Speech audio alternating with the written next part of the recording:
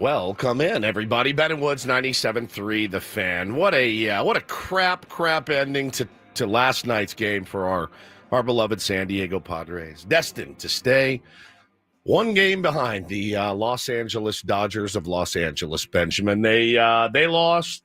We lost. Can't pick up a game, but hey, we're hanging around and got a chance to win a series today, and that's always a good thing. Welcome in, everybody. Let's get our heads right. Let's try our best to get our heads right on a Thursday. It's June 5th today. I'm Woodsy. That's Paul Reindl. He's the executive producer of the program. Good morning, Paulie. Hey, how are you? Doing great. Ben Higgins, your friendly neighborhood sports anchor, joins us as well. Benjamin, how are you, buddy?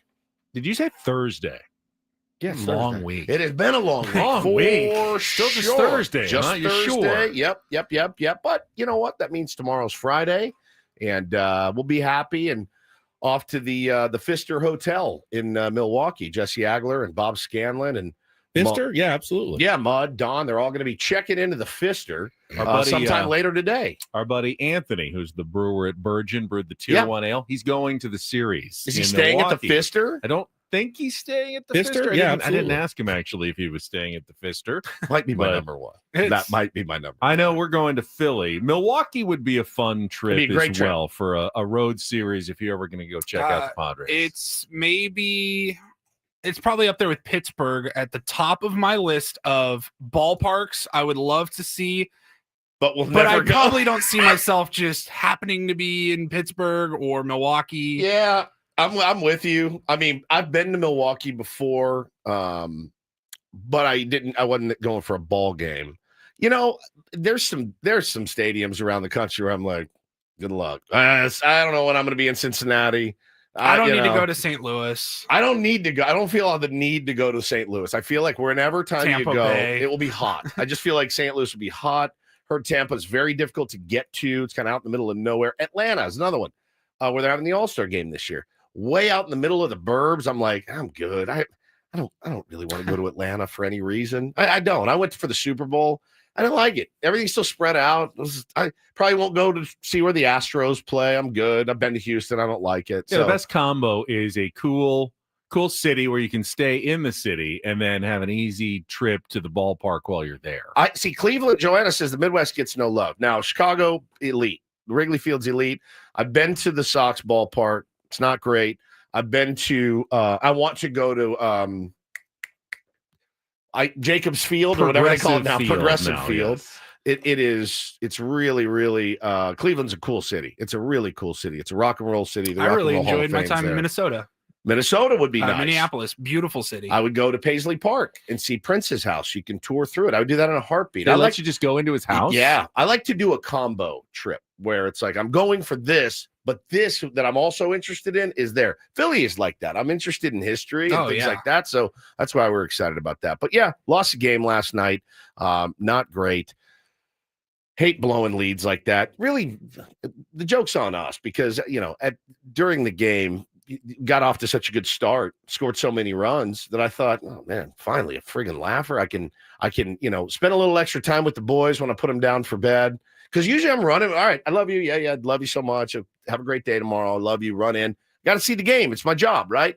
And last night with this lead, I'm like, I stayed in there. We shot the breeze for a while. Went through, looked at some old pictures on the phone. Everyone's having a laugh.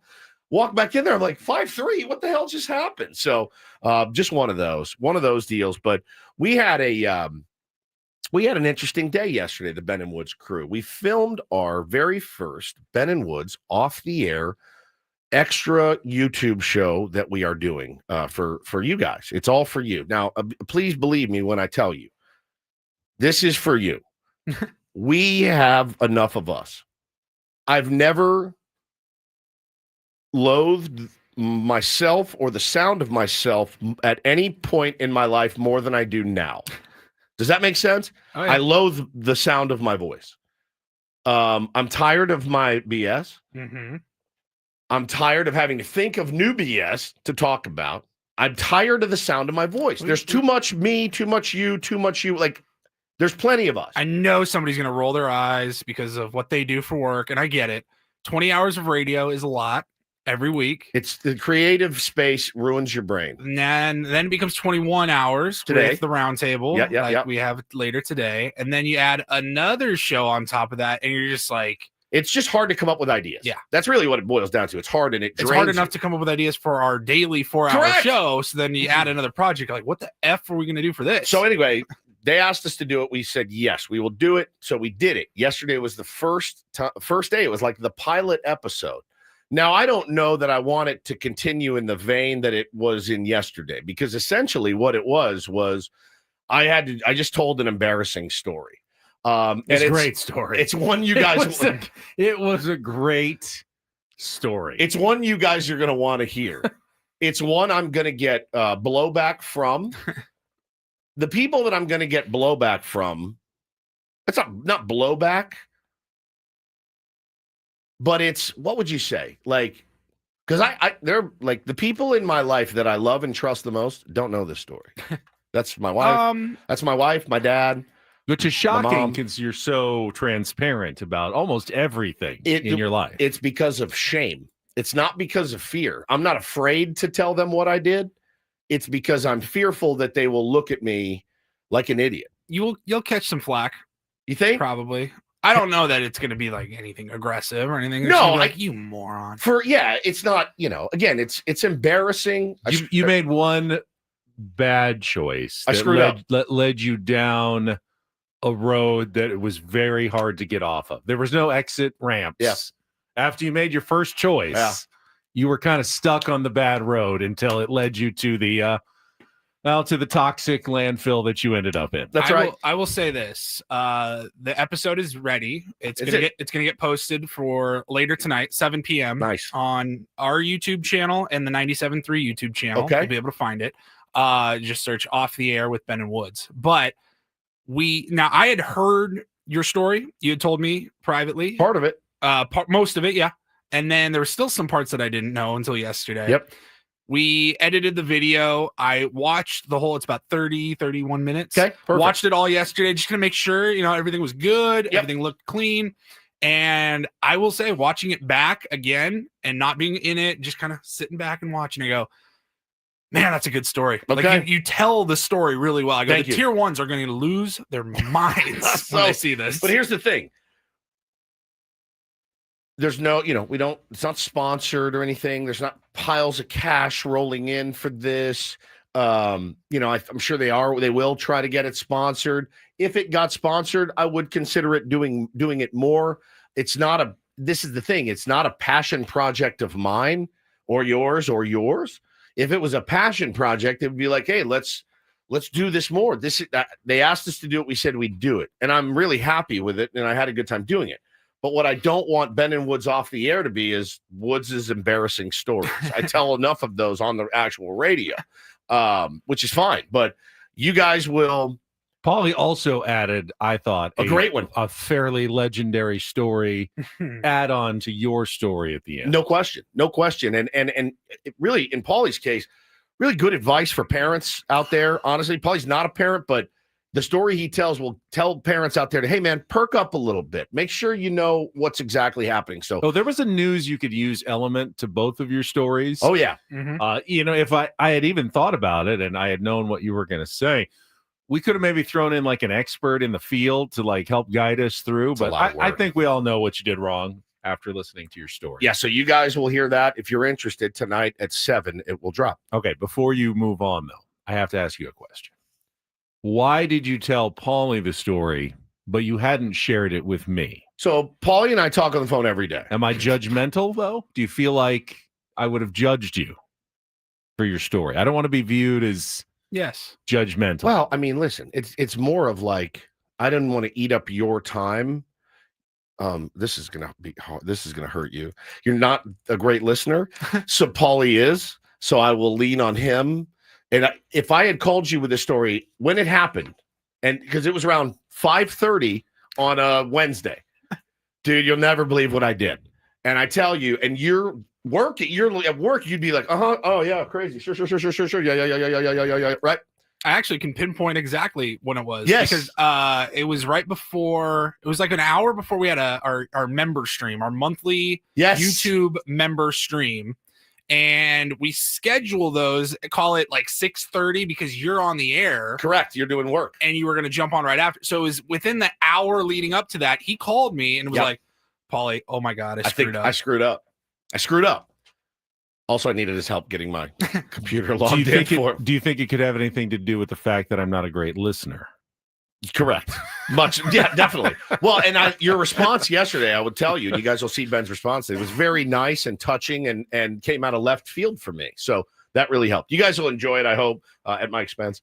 But I don't want this to be the direction of the show down the road. But you guys listen to it, watch it tonight. Let me know what you think. It's going to take us a few episodes to kind of figure out style, format, like kind of what we want it to look like. Pretty easy. Pretty easy. I mean, it's pretty easy. 35 minutes yesterday. It wasn't super difficult. No, I just mean if it's not going to be Woods' embarrassing story time, we got to come up with something. Yeah, exactly. So I thought it went pretty well. I have no shortage of embarrassing stories that I'm willing to share, certainly. So that's it. Dominic, it was a joke. Yeah, he did it on purpose. I did that on purpose. I actually did poke fun at myself. And also, like, there was a split second where I go, "Are you in what? I was kidding. I was kidding. A man with the 2 jobs is not going to want to listen to me talking about. You know what I mean? Like, I just don't bother Ben. Paulie and I talk on the phone almost every day. I'd say.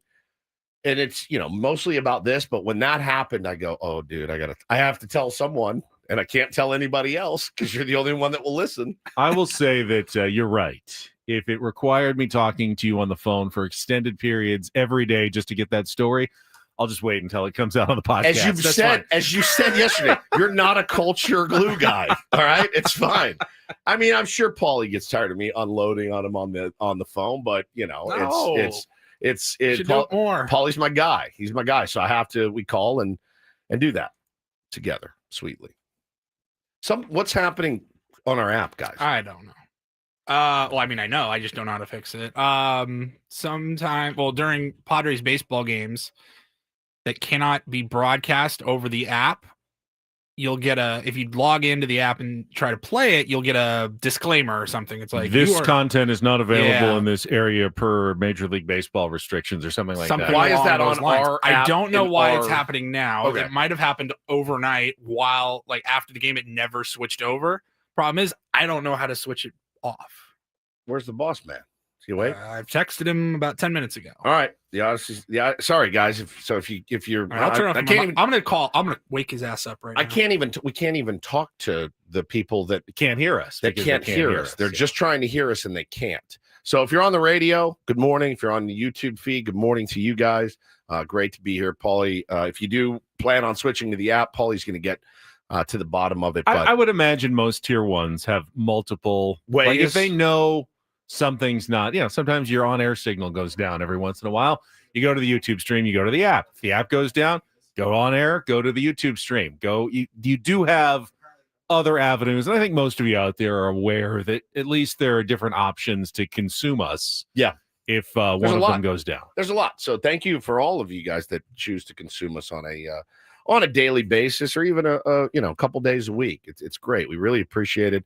Getting a radio audience in the year 2025 is pretty difficult. Holding one is very, very difficult. So obviously we couldn't do it without you guys making that extra effort in all the places that you do. We've all agreed. We came in this morning. We all were like, man, like obviously the result of the game last night wasn't great. Everyone had kind of that extra night. I was more on edge yesterday than I had been in a long, long time. I had to do what I call my devil breathing. The devil breathing is 6-6-6. Oh. I do it 3 times and I go in for 6 seconds. Like, so everyone with me, ready?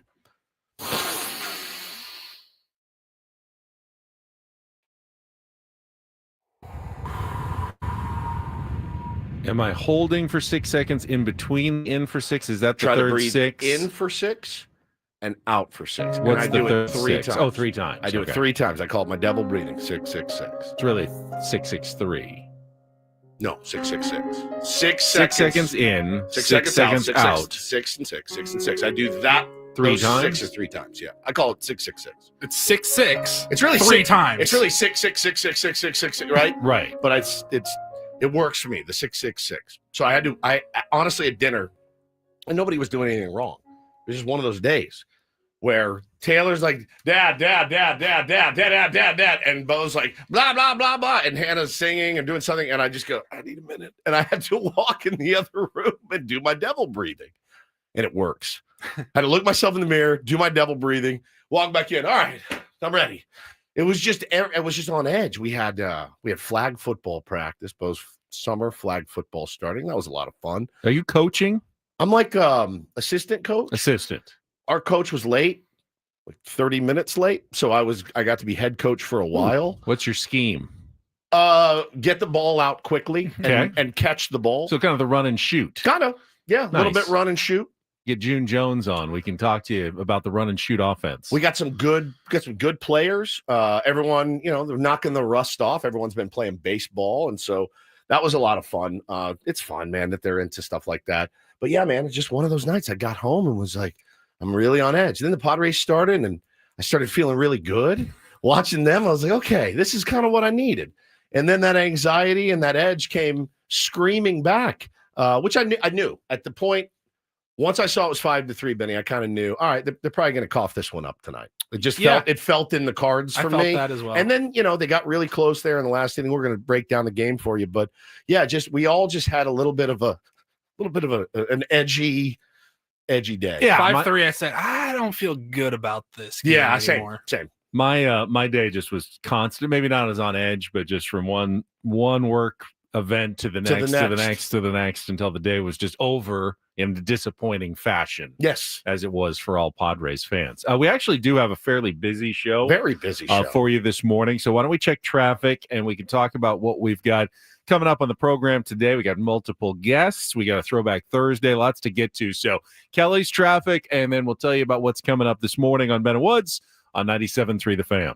From the 855 Get Ross Traffic Center, protecting San Diego after accidents or injury, here's Kelly Danick.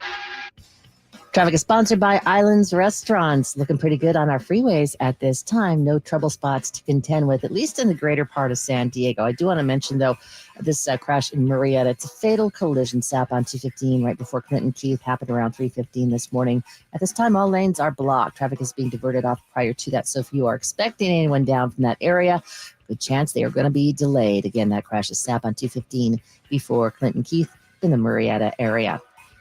Big on protein, rich on flavor, the new $10 Islands Restaurants protein bowls are here for a limited time, packed with over 40 grams of protein and stacked with fresh ingredients for the flavors you love, just in a bowl.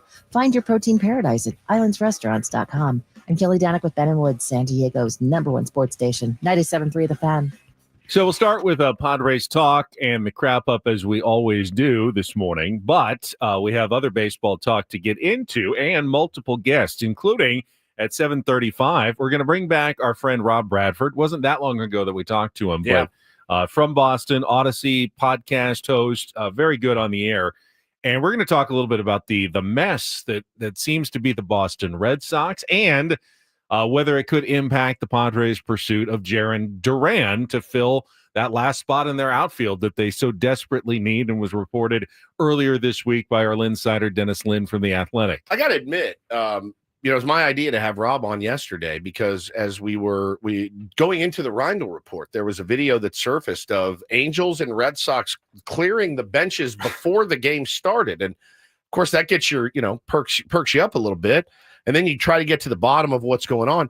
But it's one thing after the other in that city every day. And I'll admit, I'm a little bit horny over their debacles. I really am. I feel like this is an opportunity for the Padres to move in and maybe grab a couple of pieces that they like if they decide to make changes. Now, they ended up hitting a walk-off, the shortest walk-off home run in history because it went an inch left of the pesky poles, a 304-foot walk-off by Ceddanne Rafaeli yesterday. They ended up winning the game. They were down 4 runs to start, like it was a wild day in Boston, but they're when you need a walk-off to avoid getting swept at home by the Angels, though, you're not necessarily clicking on all cylinders. Yeah, for sure. And they're just doing weird stuff. And that's what I think fascinates me is the weird direction. Well, you can't look away from a freeway pileup. I mean, correct. And they feel like they're that multi-car wreck right now. Correct. You guys both reference, I know we talked to him recently. It was a month ago that we had. Yeah. I checked because I thought the same thing. I love Robbie too. I think once a month with Rob Bradford is fantastic because he's very solid. He is Boston based and he's around the Red Sox, but he does host the Baseball Isn't Boring podcast. Yeah, it's I'm a big national. fan, dude. He is fantastic. He's so good. He's welcome on the show anytime. And he gets it. Like he gets why we in San Diego want to talk to him. I told him, I said, look, we honestly, like, you probably might think it's weird that there's a bunch of San Diego requests coming to you in Boston, but we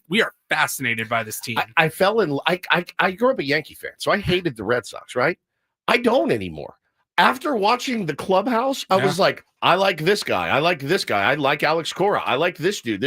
I love Andrew Bailey. He's like my favorite dude. I have a huge man crush on Andrew Bailey. So I kind of started to really like them. I picked them to win the World Series, I think, this year. Or them or the Braves.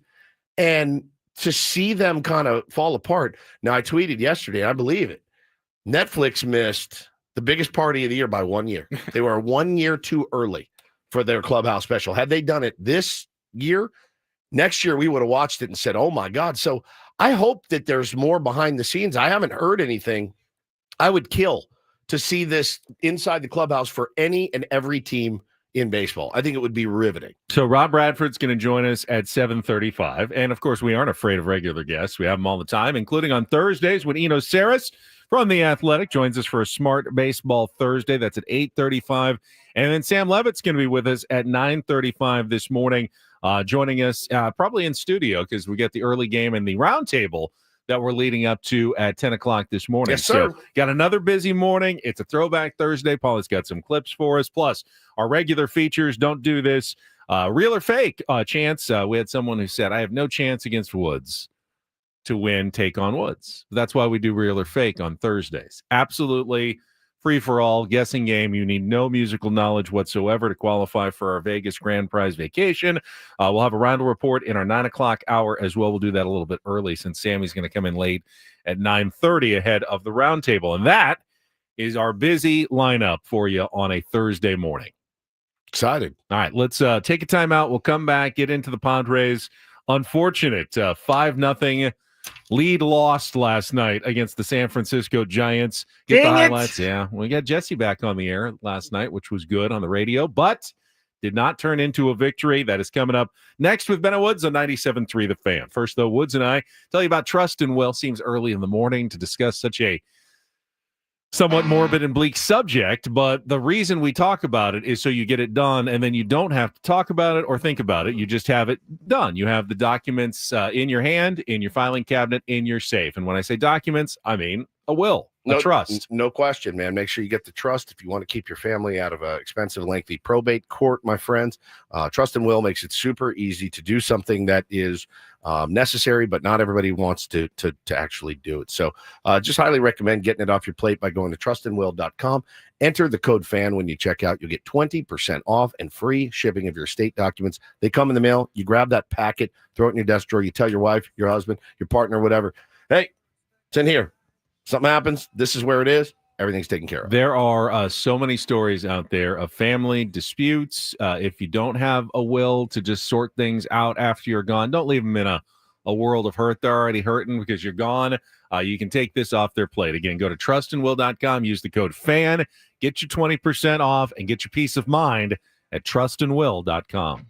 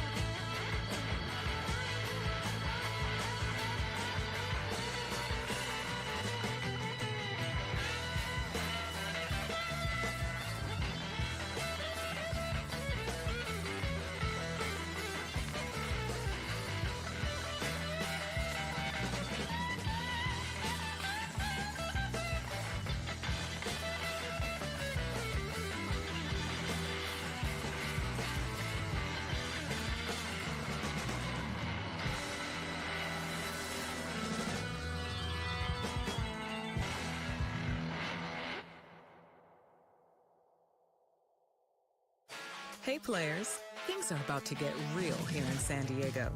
Introducing the all-new Jamul Casino Resort. With a 200-room hotel tower, exciting new eats and drinks, plenty of new places to play, and a luxe spa and salon. Hello, rooftop pool and deck.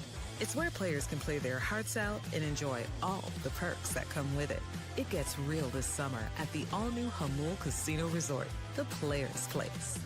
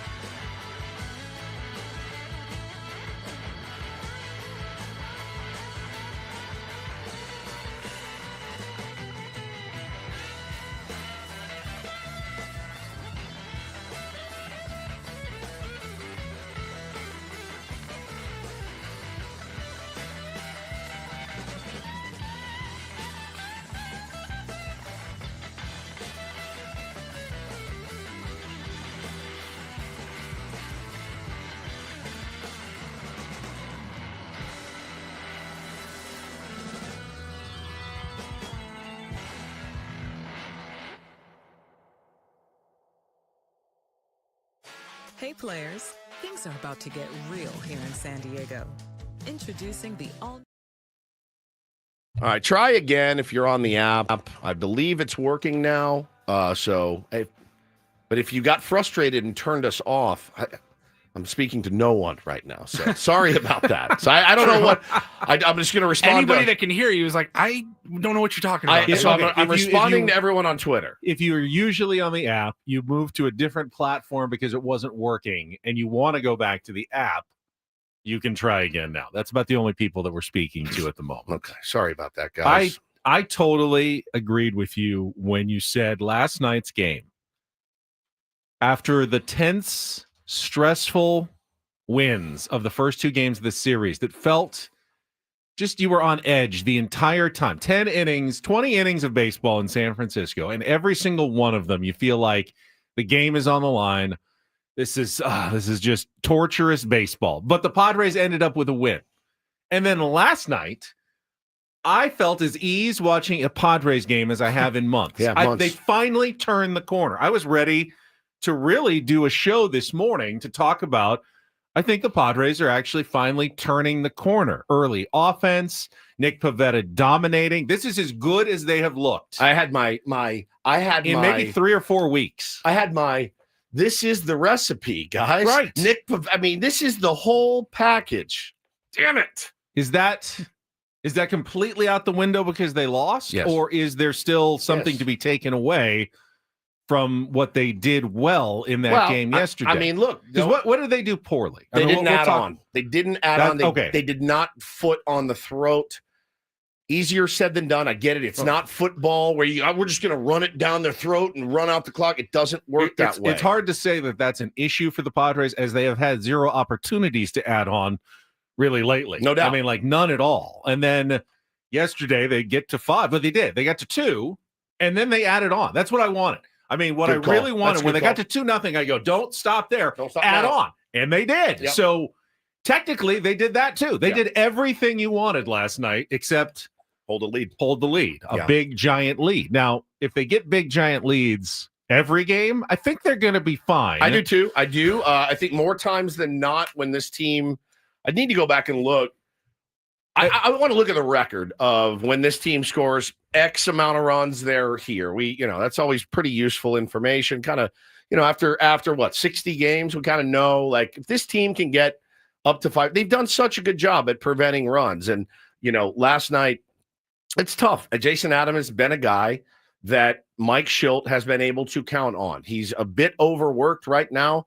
His pitch selection was a little bit odd last night. But, hey, man, again, as they say, and I know people don't like hearing this phrase from Mike Schilt. I know they don't, because I generally don't. Hey, those guys are trying too. So they're right. Mudd says it. Schilte says it. They know more than I do. I don't like hearing it all the time. No bullpen's going to be perfect. They're going to give up leads. They're going to walk guys. It's really unfortunate when they do. But those guys in the Giants, they got called out by their GM that day. Yesterday, they got called out by Buster Posey. Just said, enough's enough. We have to go. I had that quote tweet bookmarked. After we scored 5 runs, I was ready to fire one off last night. Guess who had to go delete that bookmark? I did. Because the Giants, they want to win too. And they have wasted brilliant pitching performances from their starters and their bullpen. The last 2 nights, they were not going to be denied last night, and it's unfortunate it came at our expense. So here are your numbers. When the Padres score 5 or more runs, after last night's loss, they fell to 20-4 when they score at least 5 runs. That's really good. That's really good. When they score 3 or fewer runs, it's pretty good. 10-18. When you're scoring 3 or less, they're 10-18, and you're still winning more than 1 out of every 3 of those games. That's not bad either. They've had a few of those in the last couple of weeks with all their close, narrow wins. When they score 4 or more runs, they're 25-7. 4 or more, 25-7. 25-7. Okay, now. so sweet spot is between 4 and 5 runs. Right. Yeah. What they don't do well is win when they allow 5 or more runs. They're now 3-16 when they allow 5 or more. Okay. So it really comes. It's less about the offense. It's more about the pitching. That tells me they're not going to outslug teams, right? They're not going to outslug teams. If the other team scores 5, they've only won 3 times. So that means they're not going to go out and score 7 or 8 or 9 or 10. Like, they're not going to outslug teams. Satan's Blowfish says, can we cross-reference that with their record against teams over 500? Are they terrible against teams over 500? No, there are a couple games under 500 against teams, which is over not 500. Atypical for a good team. Okay. A good team will usually dominate the bad teams and tread water. The Dodgers, I think, are a game above 500 against under 500. Over 500 teams. How many games have the Padres played against teams over 500? I mean, Yankees, Cubs, Tigers, Giants. Giants. Yeah, this week. Let's see if that's in. It hasn't been a ton though. I don't think. Not a ton. Right? I mean, I'm not mad at this team. I'm not mad at the current iteration of the San Diego Padres. I say it every day. How many games above 500 are we right now? 10. Okay, it's way better than I thought we would be here on June 5th or 6th. It's way better. It's probably 7 games. I'll be honest with you. It's 10 games better than I thought we would be right now. They're 10 games ahead of my personal barometer of where I thought that this team would be based on, and this is before, by the way, guys, that's before we lost Jackson Merrill for a while. That's before we lost Jake Cronenworth for a while. That's before we didn't know Yu Darvish was going to come back. That's before we lost Michael King. That's before we knew Dylan Cease wasn't going to pitch great. honestly, 10 games above 500, I can't come in here and wet my pants about it. 20-10 at home, 15-15 on the road. Again, not solid. atypical. I mean, we're so used to weird Padres seasons. Well, why aren't you playing well at home? Why aren't you doing this? This is actually the most normal season we've seen from the Padres in a while. That normal is a good word. They're beating the teams they should beat. Like the way that it's baseball works. Baseball, 101 says you win at home, split on the road. Win against the bad teams, split against the good teams. They're actually pretty much right there. They're doing that this season. Is your math off? Satan's Billfish is 13-19 against teams over 500. I don't have that. I don't have that. No, those numbers have been against the team. I had just seen it a couple of days ago, and I thought they were like 1 or 2 under. But that changes from day to day. When a team goes from under 500 to over 500 or over 500 to under 500, that's true. Those numbers can change overnight because all of a sudden, like an opponent you swept gets above 500, your record gets better against teams that are above 500, or an opponent that you swept falls under 500 and your record changes completely. So those ones can be somewhat fluid over the course of the season. I've got 13-19 against teams above 500. Got it. Okay, cool. 22-6. Here's an interesting little tiny small sample size. Gavin Sheets, I've noticed now, he had a couple of monster games against Colorado. Monster game, 4 RBIs, 3 RBIs. We won those games against Colorado, the ones that he dominated in. The last 3 games that Gavin Sheets has had a really monstrous night, and that's 3 RBI or above. He had on May 22nd against Toronto, he had 5 RBI that night. We lost that game. A week later, against the Miami Marlins, 3 RBI, monster game for Gavin Sheets. Lost that game. Last night, 4 RBI for Gavin Sheets. Lost that game to San Francisco. I feel so. I saw somebody pat him on the back as he was walking down the clubhouse last night, and I go, don't be the kiss of death. If Gavin Sheets has 4 RBI, that means other guys need to step up and go out and win. I feel like we can find a way to blow those games every time he has a really, really good one for us, and he's been so good for us all season long. But yeah, man, it was a tough one last night. I hate to see the bullpen struggle after they've been so brilliant the previous nights. And obviously having a chance to win it there, or at least take the lead or tie it in the ninth, it didn't materialize. And that it got me on the edge of my bed. I was sitting on the edge of my bed. I was out of my slumber. Well, let's get into the specifics of the game. We'll get to the Padres crap up and the highlights. I will throw in that I believe the Blue Jays climbing above 500 flipped the record, because the Padres obviously went 0-3 against the Blue Jays. They were a losing team when they faced them. It's a complicated. They became a winning team later, so that kind of changes the equation and skews it sometimes. All right, Padres crap up after Kelly's traffic next year on 97.3 The Fan. From the 855 Get Ross Traffic Center, protecting San Diego after accidents or injury, here's Kelly Danick. Traffic is sponsored by Crystal Geyser. Starting to see some of that usual slowing in the usual spots, guys. Yeah, we're looking at you, West 52 out of Santee, but fortunately no incidents or accidents getting in your way. What makes Crystal Geyser Alpine Spring Water different? They always bottle their Alpine Spring Water less than 1.5 miles from the spring source. And all of their bottles are made with 50% recycled plastic from their own recycling plants. Crystal Geyser, bottled at the spring source. I'm Kelly Danick with Ben and Woods, San Diego's #1 sports station, 97.3 The Fan. It's a shame if they lose. You got a problem. Oh, a shame indeed. I couldn't agree more. Here are the lowlights from yesterday's game. What the heck happened? Are you kidding me? Can't even believe it. It's the Padres crap up. Presented by Hamul Casino. Things are about to get real with the all-new Hamul Casino Resort, with gorgeous rooms and exciting new eats and drinks. It gets real this summer at Hamul Casino Resort, the player's place. We'll give it 16 minutes of salt, and then we'll, get back on the bump and figure it out. 1-1 to Sheets on a breaking ball, hits it in the air to deep right. Johnson is back. He will turn to watch, and it's off the bricks. Fernando has scored. Manny's on his way as it rolls back towards the infield. How about a 2-run triple for Gavin Sheets, and a 2-0 Padre lead here in the first. Jackson Merrill with 2-on-1 out, sends it the other way. That is a fair ball up the left field line. It'll kick off the side wall. Fernando has scored, a rise into third base. That's where the throw goes, not in time. Merrill standing at second with an RBI double, and the Padre lead is now 3-0. Sheets. First pitch breaking ball goes off the back of Harrison, kicks into right field. Arise has scored. Merrill's on his way. And talk about insult to injury for Kyle Harrison.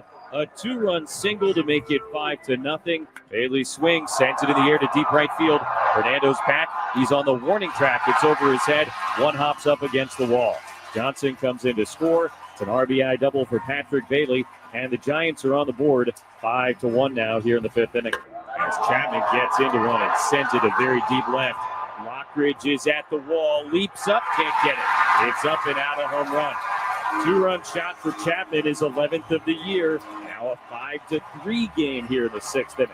1-0 pitch coming. Ramos, big swing, hits it in the air, deep to left field. That is down and bouncing up against the wall. Adames has scored. Johnson on his way. A 2-run double for Elliot Ramos. And a 5-5 game here in the 7th. Left-handed batter, first pitch from Adams, swung on, hit in the air, right center field, Merrill into the gap, he'll get underneath of it, make the catch. Fitzgerald is tagging, the throw goes to third base, cut by Iglesias, a sac fly by Lee, and for the first time tonight, the Giants lead, it's 6-5. 1-1, the pitch. Sheets swings, pops it up. Outside of the infield, Matt Chapman on the dirt, about midway between second and third, and he makes the catch to end the game. Randy Rodriguez comes out to earn his first major league save, and the Giants score 6 unanswered runs to come from behind and beat the Padres in another tight game here at Oracle Park. A 1-run game, 5-0 lead, weren't able to bring it home. Nicky was good, had the ability to go back out, pitched to Adames, kind of turned the tide a little bit, and Ramos put a good swing on it. So, they fought, we got up in the lead and didn't add on. Yeah, any quibbles with how Mike Schilt Sure, Ben. If I managed that one from my couch when I fired up my hindsight machine, absolutely terrible move by Mike Schilt. No, dude.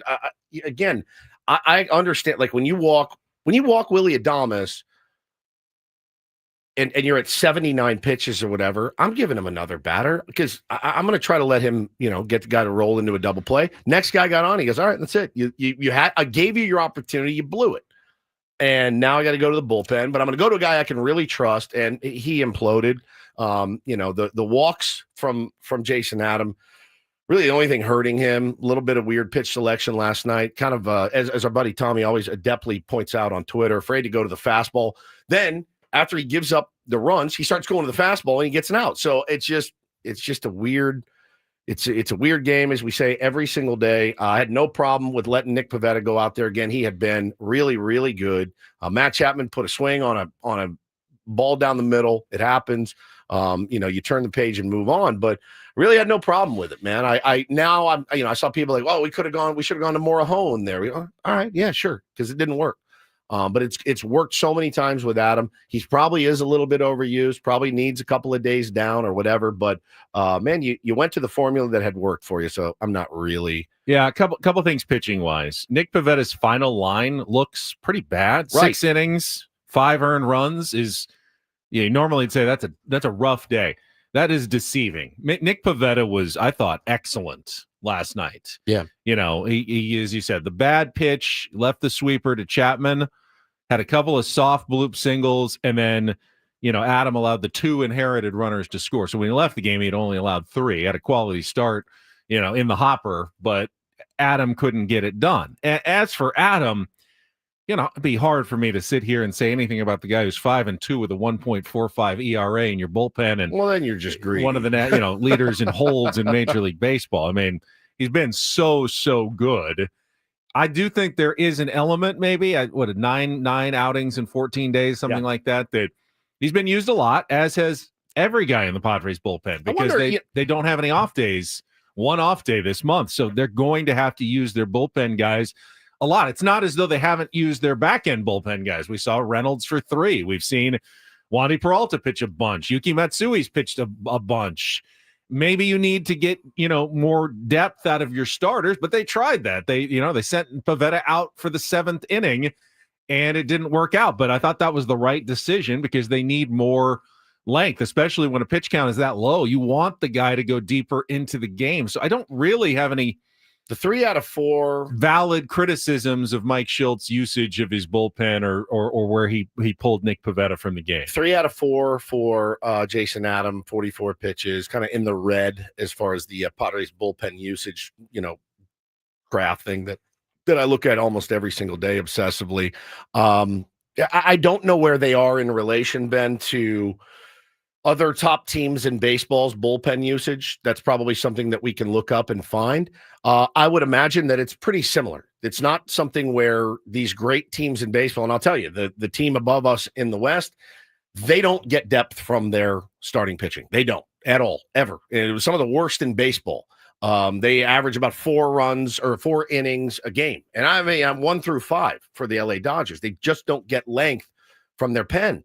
But they do have some really good long relief guys. Guys like Ben Kasparius can go in and go 3 innings of no-hit baseball a few times a week for them. It's been great. I feel like Brian Hoeing will help this bullpen a lot when he gets back. He's an innings guy. He's a bulk guy.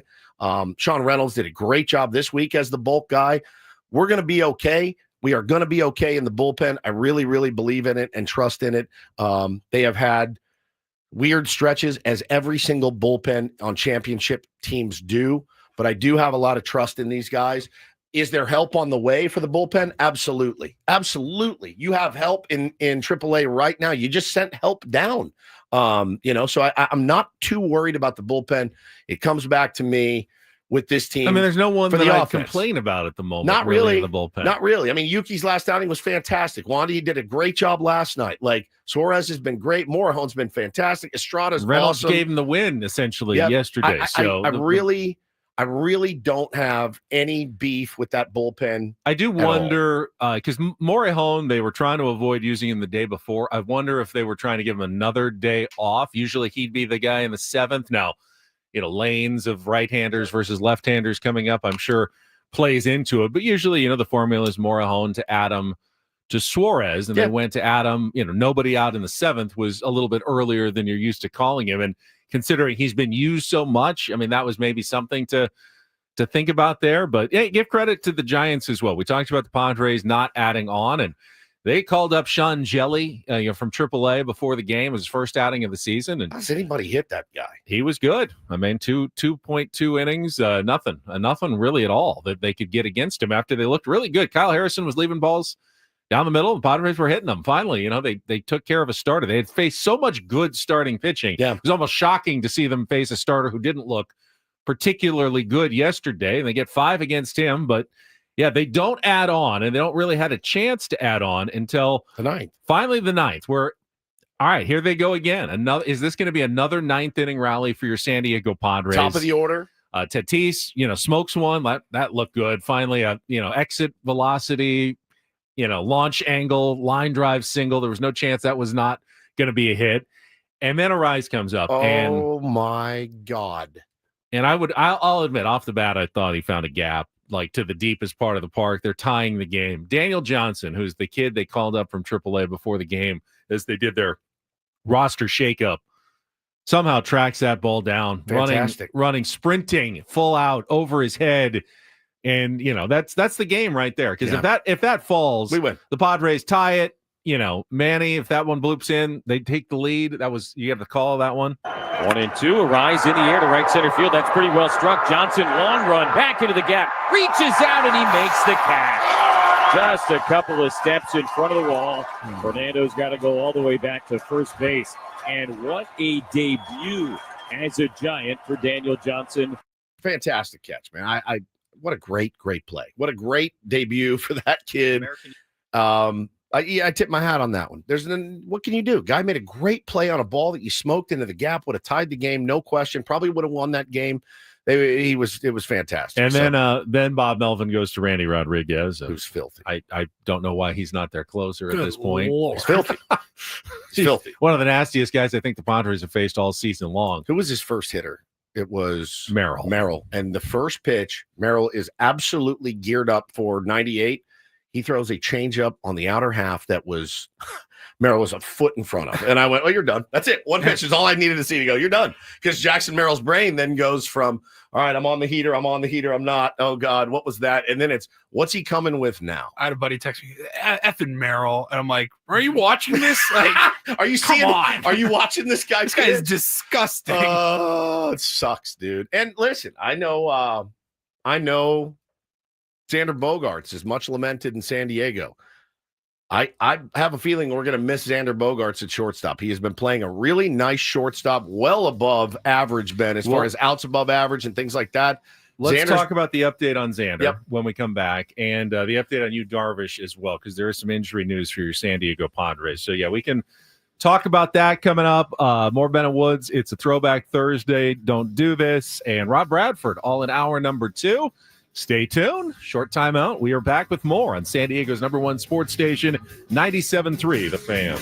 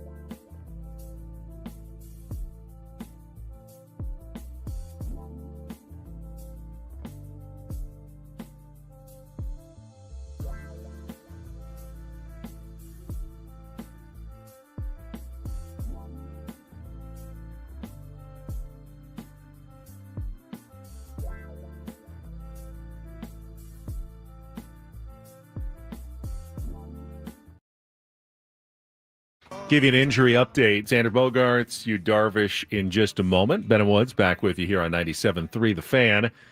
Do also want to mention Fernando Tatis Jr. Pretty extensive piece with more quotes than you're used to from Fernando Tatis Jr. in the UT. Kevin Acee talking to him about his really month-long slump. We've all seen it, and we've all seen his slump shoulders, the pouting, whatever you want to call it, the sullenness of Fernando Tatis Jr. And he doesn't deny it in the story. It's pretty, I don't know. I think it makes you feel for the guy a little bit. He says, when I'm not doing good, I'm definitely not happy. And I won't be happy when I'm doing bad, because then I'm being a hypocrite to myself, and it won't happen. He says, it's just tough because I hold myself even higher and expect way more than what people are even thinking. And I want to give them what they want, but it's just not that easy. Why do we care about body language? I've said stop reading body language, but there's no doubt that Fernando Tatis Jr. isn't happy. Now, but why do we care? Because I was thinking about it the other day. So as a little league coach, Woods. Oh, I care about body language. You absolutely have to care. 100%. If your head's not in the game, you're not going to be good. Are you listening? The difference is a major leaguer can still keep their focus and still contribute, which Fernando Tatis Jr. has done, while still being really sullen and upset about their own performance at the plate. I see it sometimes. Sometimes I don't. I see a lot of effort running down the line. I see him stealing bases. I see him running hard in the outfield. I see him uncorking ungodly throws. I'm not. And what you also see, and he points out, is that when Manny hits a home run, he's out there, correct, dapping them up, doing their dance, and celebrating wins with his teammates, even when he's not the one contributing to it. I do feel like it's a little bit much ado about nothing. I really, really do. When I say we, I'm talking Padres fans. Like we get mad when people criticize Fernando for being too joyous and jumping around and being, this exciting unicorn that he is. We don't. We get mad at people that criticize it. They're like, hey, settle down, Fernando. Act like you've been here before. And we're like, let the kids play. Let's have fun. What are you talking about? So isn't it hypocritical to then do the opposite and then criticize him for negative body language? I think, look, I'm a human being, right? We're all human beings. And when he strikes out on a pitch out of the zone, and he hangs his head and he walks slowly back to the dugout, then kind of looks up at the sky like, why, God, did you do this to me? It bothers me.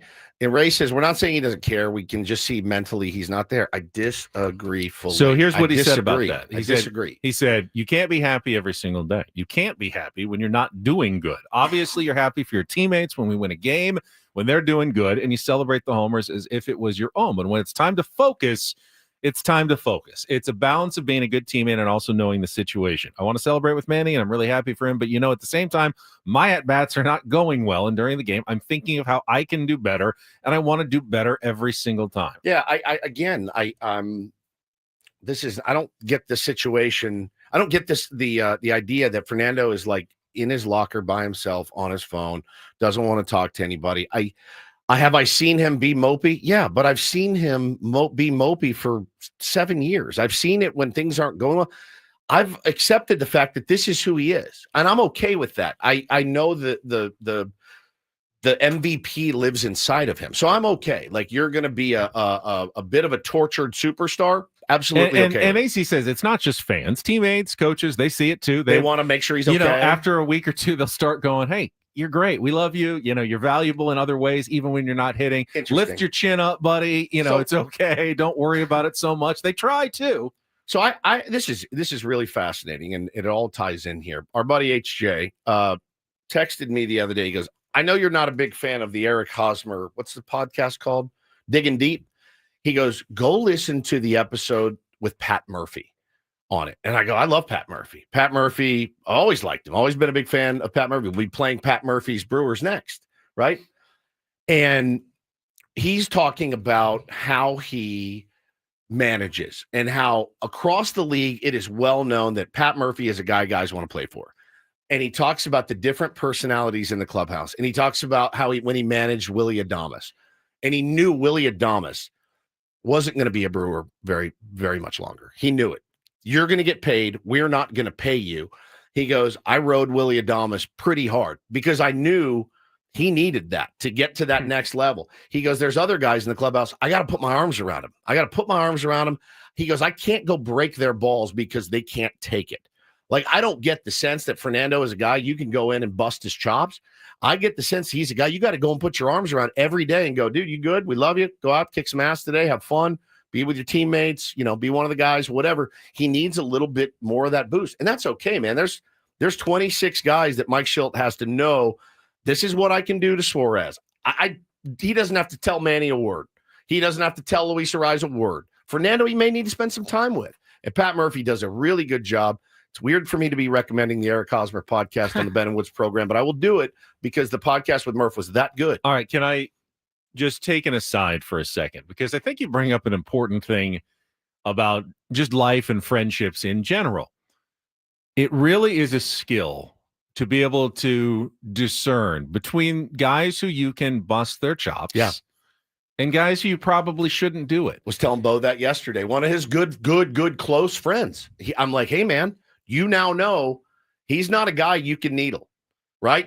And that doesn't make him a bad person. Not at all. I would think that a lot of people would assume I'm not someone who you can bust their chops. Oh, you absolutely can. What's absolutely knows. No, you can bust my chops all day long. No question. I'm fine with that. But it's okay to be a person who doesn't like that sort of banter. Sure. And, that's just the way you roll. And I think people are just wired a little bit differently. And I don't know that you can all of a sudden become someone who's a chop buster, with the guys. If you weren't ever that, you either are or you aren't. Yeah. And, you just lean into it. And it takes a savvy friend to know the difference between the two and treat them differently. And a savvy manager. Yeah. And so Fernando, again, if I saw a lack of care on defense or a lack of care out of the box, I would be concerned. I don't. I see the opposite. It's a long season. The travel is a grind. He's got personal things going on in his life, as every human being does. And man, when you're not going good at the dish, and when you're mentioned in MVP talk 6-7 weeks into the season, and your average goes down 100 points, that's tough for any player to swallow. And could he work harder on his mental strength? Yeah, we all could, but the guy cares, and he busts his ass on defense. I mean, think about it. Think about how hard we've seen him run. If he wasn't doing that, Ben, he knows I can still contribute, right? I can steal a bag. I can throw this ball at 98 miles an hour from the outfield. They don't even run on him anymore. They don't even try to go first to third. They don't try to go home or third to home. He's contributing in other ways. The bat came around a little bit last night, came through in a big situation. I'm not going to freak out about it. Being a good manager, and I'll look forward to maybe talking about this with Mike Shildt next Friday when he joins us again. It used to be, hey, you could be a Dick Williams or you could be a Ted Lasso. But really nowadays, you kind of have to be both. Whatever it is for every player. Correct. For one player, you're Ted Lasso, and it's positivity and nothing but positivity. And another guy, you might have to kick their butt, and they want that, or they need that. They need it. And you have to change. You can't just be, this is the style of manager I am. You have to be a chameleon in your own clubhouse. Be a different guy for maybe all 26 players. No question. And you got to read their personal preferences pretty well to be the most effective manager of people. It's tough gig, looking into somebody's eyes. Are you here? Are you ready to go today? Like, are you really ready to go? So I think he's been fine. You want you need him at the top of your order. He's going to be getting the most ABs. Now, again, last night comes up against Ryan Walker in the ninth. What did we need from Fernando Tatis Jr.? We needed that dude in the leadoff spot to get on base, and he absolutely did that, and he hit a scorcher, got on, great. Like, build on that today. Go out. You can have another tough customer in Robbie Ray, and I'm just not too worried about it, man. I'm really not. Yeah, Shildt is really good at that. He's really good at that with his players. Fernando, I believe, will snap out of it. And again, you're talking only about might even be showing signs of it the last couple of days. You're talking about a third of that man's game that he needs to improve right now, because the other 2/3 are fine. They're fine. I'm not worried about it. If he was if he's lazily going after fly balls, not giving an F, whatever, like that's when you can say, hey man, figure it out. But he still lets it rip out. He lets it rip, dude. I have no problem with him. And when he does it, he's getting infield singles because he is trying to help his team whatever he and way Merrill possible. almost gave me a heart attack last night. Those two running into each other would have been horrible. But yeah, I don't want to tell people how to fan, but I'm going to tell you how I'm going to fan as it pertains to Fernando Tatis Jr. Not going to lose a lot of sleep over it. Let's get to the injury updates, because I thought perhaps that when Xander Bogaerts was replaced by Jose Iglesias in the, 6th inning last night, that it was because the Padres had a 5-0 lead and they were going, hey, Jose Iglesias, great defensively, get Xander off his feet for the rest of the game. You don't need more offense. You need to keep them from scoring, and you're going to win. That was not the case. After the game, Mike Schilt revealed that Xander left the game due to shoulder soreness. Bogaerts left the game in 6. What was? Shoulder was sore, left shoulder. So I haven't heard anything more. So hopefully we'll have something favorable here soon. Sore from a swing or a specific moment, or is it there's nothing that I just got that he was sore, and I haven't heard anything more. But clearly it impacted his ability to stay in the game.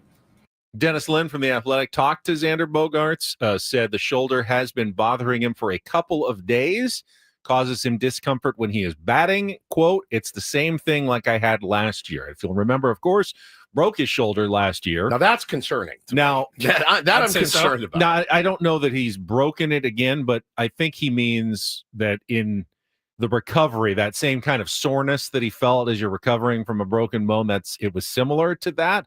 I'm not going to say that this is impacting why Xander Bogaerts is not hitting. I mean, I'm sure it's not helping the last couple, but if it's just the last couple of days, Xander's offensive issues go back much, much further than a couple of days. And I'll tease ahead to the roundtable today. One of the topics I want to bring up, and AJ and Mike Schilt will probably not be happy. But at this point, we all know that they're not getting the Xander Bogaerts that they were paying for.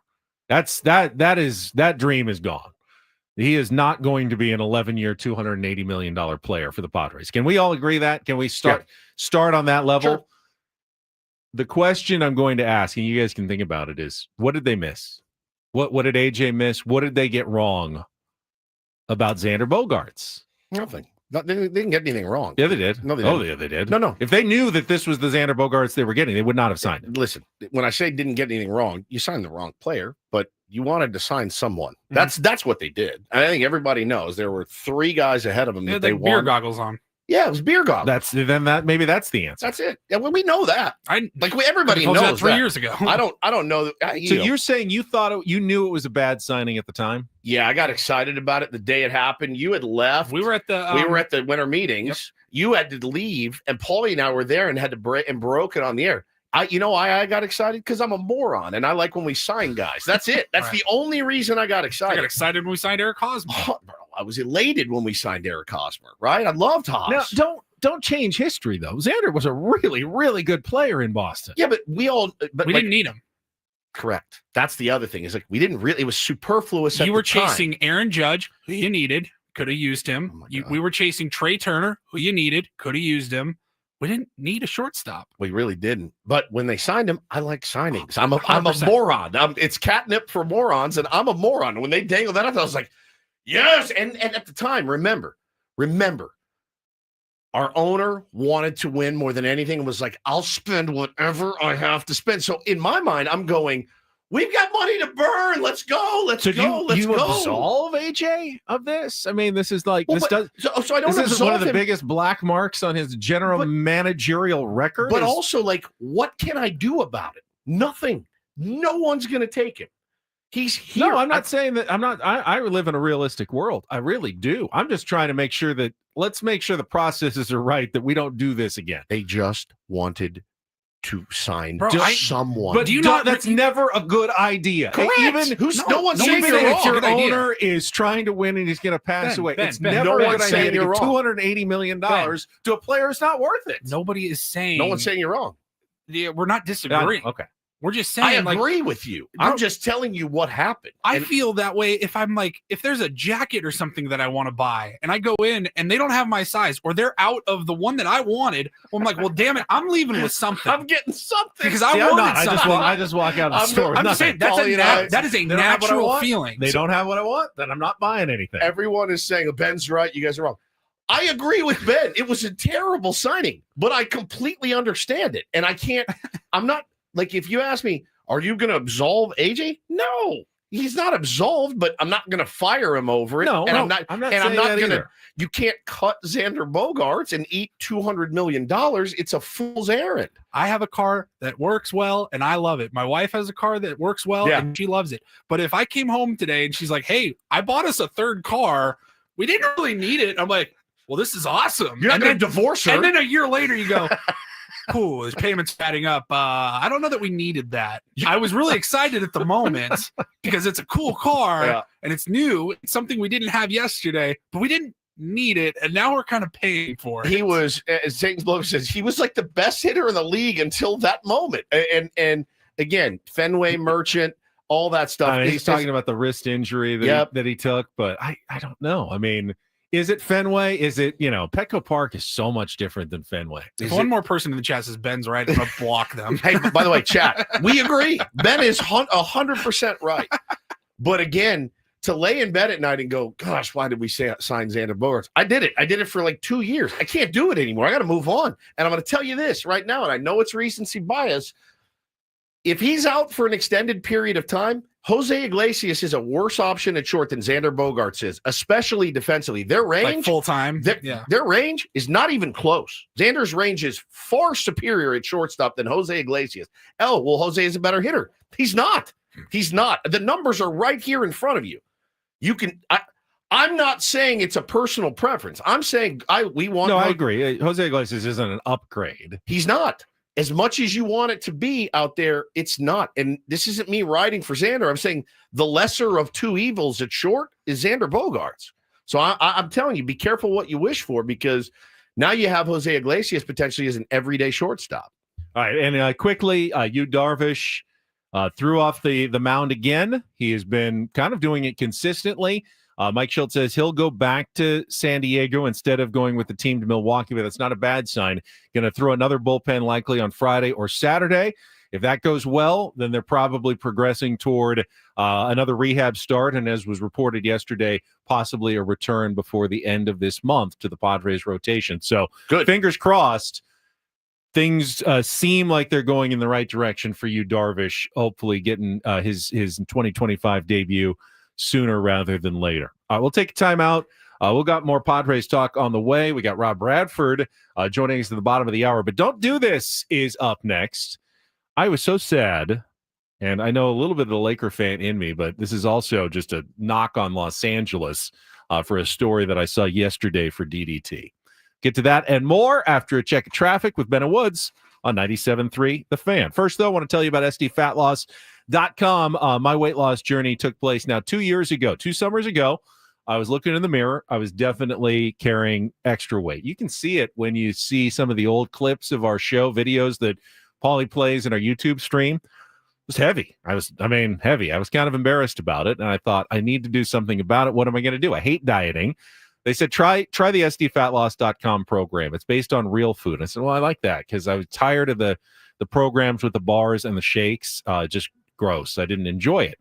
Ate some chicken, ate some steak and vegetables, right portions, right times. I lost weight fast, up to a pound of fat per day, and I lost 40 pounds in 60 days. That's typical, 10 to 20% of your body weight in 60 days with no exercise, no injections. Set up your free consultation by going to SDFatLoss.com or calling 858-665-3211. So many Tier 1s have lost and shared their stories about SDFatLoss.com. Be the next success story.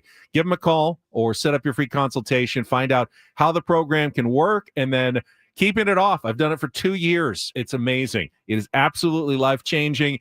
Make that call, 858-665-3211, or go online to SDFatLoss.com. That's SDFatLoss.com. Results may vary.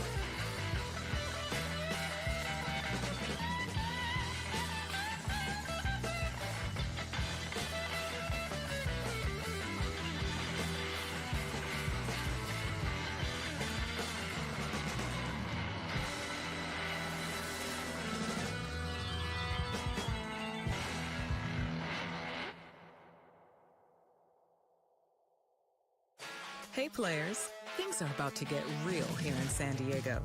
Introducing the all-new Hamul Casino Resort. With a 200-room hotel tower, exciting new eats and drinks, plenty of new places to play, and a luxe spa and salon. Hello, rooftop pool and deck. It's where players can play their hearts out and enjoy all the perks that come with it. It gets real this summer at the all-new Hamul Casino Resort, the players' place.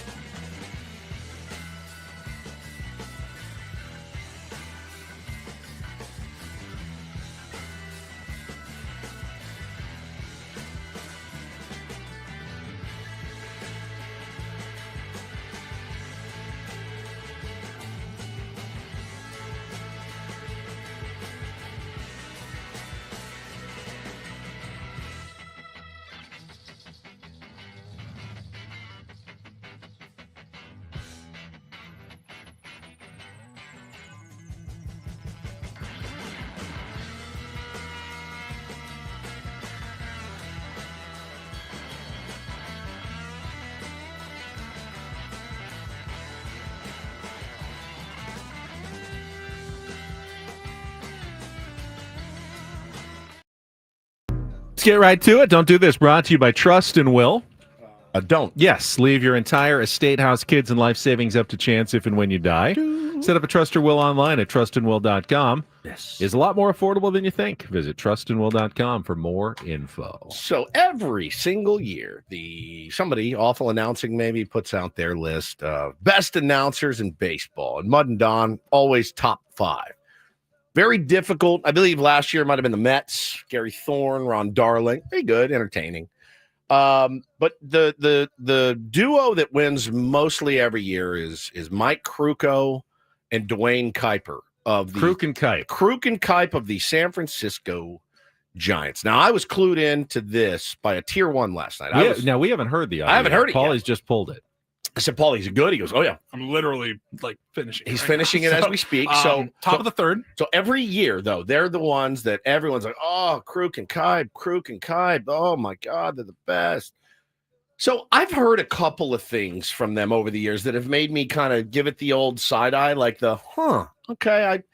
Again, Mud and Don get ripped by other teams like, oh, these guys are the worst. I don't like Joe Davis and Oral Hershiser. We all have our biases. We all have our personal preferences. But a tier 1 DM me last, he said, bro, go listen if you can to this audio of Luis Ariz at bat. When the announcers were advocating for their pitcher, it was Kyle Harrison, just hit him. Just hit him at this way. Just drill it. And I go, no way. There's no way. I don't have the at bat in front of me. I think it was like a 11 pitch at bat. 10 pitch at bat or something. So it's top of the third inning, Ariz at the plate, and the count had just gone to 2-2. He had fouled off a couple. Yeah. So they're probably 6-7 pitches deep at this point. Yeah. And here's what happened. Next pitch will be number 8, and he can wear out a pitch count. He is going to do it all day. Problem is there's nobody out. Otherwise, you just walk him. Or drill him. Or put one on his little one on his ankle bone. His ankle bone. Throw at him because you can't get him out after 8-9 pitches. I see the humor in it, but it's also fairly irresponsible at this point. Yeah, 100%. 100%. Now, again, it's not Bob Brenly being, overtly racist in the booth, as he has several times. But, yeah, man, hey, if you can't get him out, just hit him. By the way, hit him in the ankle. Hit him in the butt if you're going to hit him anywhere. All right. By the way, speaking of broadcast, it was fun at the time because the Padres were up 5-0, but Mud absolutely giving the business to our Dave Marcus in the radio booth and calling it. He said, "Watch Dave Marcus," because they put the camera on Tony and Jesse and Dave because they were doing their broadcast auction. They said, "Watch Dave Marcus. He's going to put his chapstick on." And Dave reaches into his pocket that moment, puts on his chapstick, and Mud and Don lose it. I guess it's a tick of Dave's that he's always Jesse waved at the camera, so they must have a monitor. Yeah, because they obviously can't hear Don and Mud talking about them, but they must have a monitor. And as soon as Jesse saw the camera zooming in on him and Tony and Dave, Jesse just gives a little wave. We can talk about it later, but the auction stuff last night, pretty cool. Yeah. We could talk about Mud and Don. We got to get the final numbers, but it's pretty good. All right, my don't do this story. If you remember, we had this as both a don't and a do this a couple of months ago. In LA, they put those Kobe Bryant murals up and Gigi Bryant, and they're generally revered. Like, don't touch those. You know, there's graffiti everywhere, but don't touch those. But one of them downtown got spray painted. Luka Doncic, the do this, paid $5,000 to restore it. Yep. So it got restored earlier this week, and then like one day later, got graffitied all over again. Well, be better. Completely spray painted over. Like days after it had been restored with the big donation from Luka Doncic. The artist is now saying, "I'm going to just try to move it somewhere else next time." But come on, be better. Be better. I know we're probably talking about one or two bad actors there, but that sucks. That sucks. Community comes together. New guy comes together, donates the money to restore this thing. Everyone celebrates it. It's like LA on LA crime. Apparently, I would have thought like Kobe Bryant would be an absolute unifier in LA. I can't think, at least in LA. I mean, like a Padres fan doing that to a Tony Gwynn mural. If I ever see anyone down there defacing the Trevor Hoffman mural that I pass almost every day, I'm taking it to you, man. Seriously, don't even think about it. Yeah, that's embarrassing. All right, I got a great do this too. DD Mega Doo-Doo. I was watching the Reds Cubs the other day, and I saw Ellie De La Cruz rip one down the line. Will it stay fair? It does. Home run. And what I didn't know was that Ellie De La Cruz's older sister tragically passed away the day before. And he hit the bomb, hit home plate, looked up at the sky, and really, really sweet. And he had equipment that said, "R.I.P. Manita, te quiero mucho." R.I.P. Manita, I love you very much. What it translates to. So he hits the bomb, and a Cubs fan named Brendan Daly was right in the right place at the right time, got the ball. And I guess TMZ caught up with him and said, "Hey, what are your plans for the ball?" And he said, as a human being, not only do I have the deepest condolences for him and his parents, his family, made me kind of stop and realize what a feel-good story it would be to try to get the ball back to Ellie. So now he has reached out, put a couple of posts up. He got in touch with somebody that has family high up in the Reds organization. They reached out to the president of baseball ops, waiting to hear from them. He said, "Once I get in touch, I'm happy to facilitate a return. If Ellie does not want it, I got to be honest, I'm just as excited to keep a home run ball from Wrigley Field." But he said, "We all share the same sentiment. Deepest condolences to the De La Cruz family. We got siblings, we got daughters, parents. Losing a loved one is tough." So he's got the ball, and they're working out a deal to get it back to Ellie. I don't think it's a cash deal or anything like that. Maybe a bat or a hat or something, but he wants to get the ball back to Ellie De La Cruz, which I thought was really sweet. That's cool. That's don't and do this for a Thursday. That was Don't Do This with Ben and Woods on 97.3 The Fan. I'm getting complimented for my rolling of my R's. Yeah, I can't do it. Can't relate, can you? Te quiero mucho. Patati. I still can't do it. Quiero. Rob Bradford, the host of the Baseball Isn't Boring podcast, will join us with the Red Sox drama, the Jarren Duran Padres trade interest. We'll talk about that. Pre-game fights yesterday. Coming up next here on 97.3 The Fan. But first, if you are a homeowner, let me tell you about Loan Pronto and the great work that they are doing right now to try to help you get out of debt. You're certainly not alone. If you're struggling with high interest debt, maxed out on credit cards, you can pay it all off in days with Loan Pronto's Rapid Equity Loan. Get cash out now without touching your low rate first mortgage. No appraisals, no waiting, no BS. The Rapid Equity Loan program is incredible there. Instant approvals, low rates, no hard credit pull up front. Your home's equity is yours. You've earned that equity. Use it. Get the cash out to consolidate your debt down to one easy, low monthly payment. Call Loan Pronto now. They'll give you a free instant appraisal for your home. See how much cash you could get today. A+ rated, Better Business Bureau, 2,500 5-star Google reviews. Service is really, really good. Call now. Get the conversation started. 619-207-4336 or loanpronto.com. 619-207-4336. Get debt relief now at loanpronto.com. Equal housing lender, NMLS 1661781 on approved credit, NMLSconsumeraccess.org.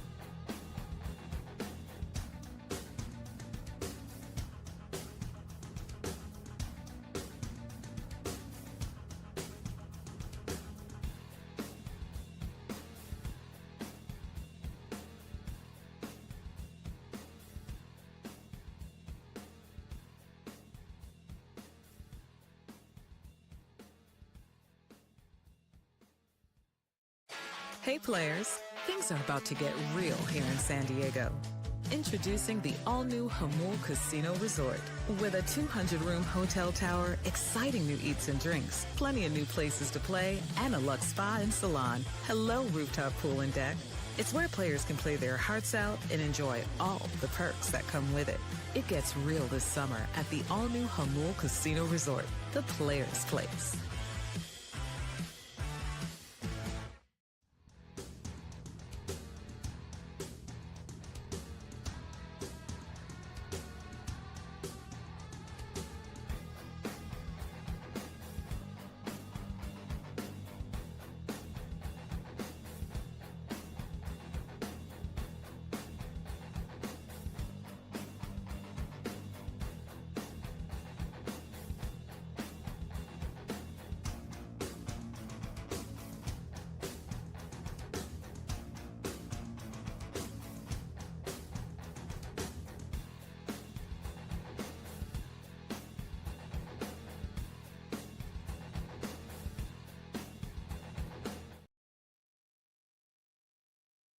Now, Old Woods, I would have said, enjoys Red Sox drama because, Yankees fan, you just love to see the meltdown. But that's not... It's like breaking my heart, kind of. New Woods has a different perspective on it. We're going to talk with Rob Bradford, our friend from the Baseball Isn't Boring podcast from Odyssey here in a second. Quickly, this hour on 97.3 The Fan is brought to you by U.S. Wellness Meats.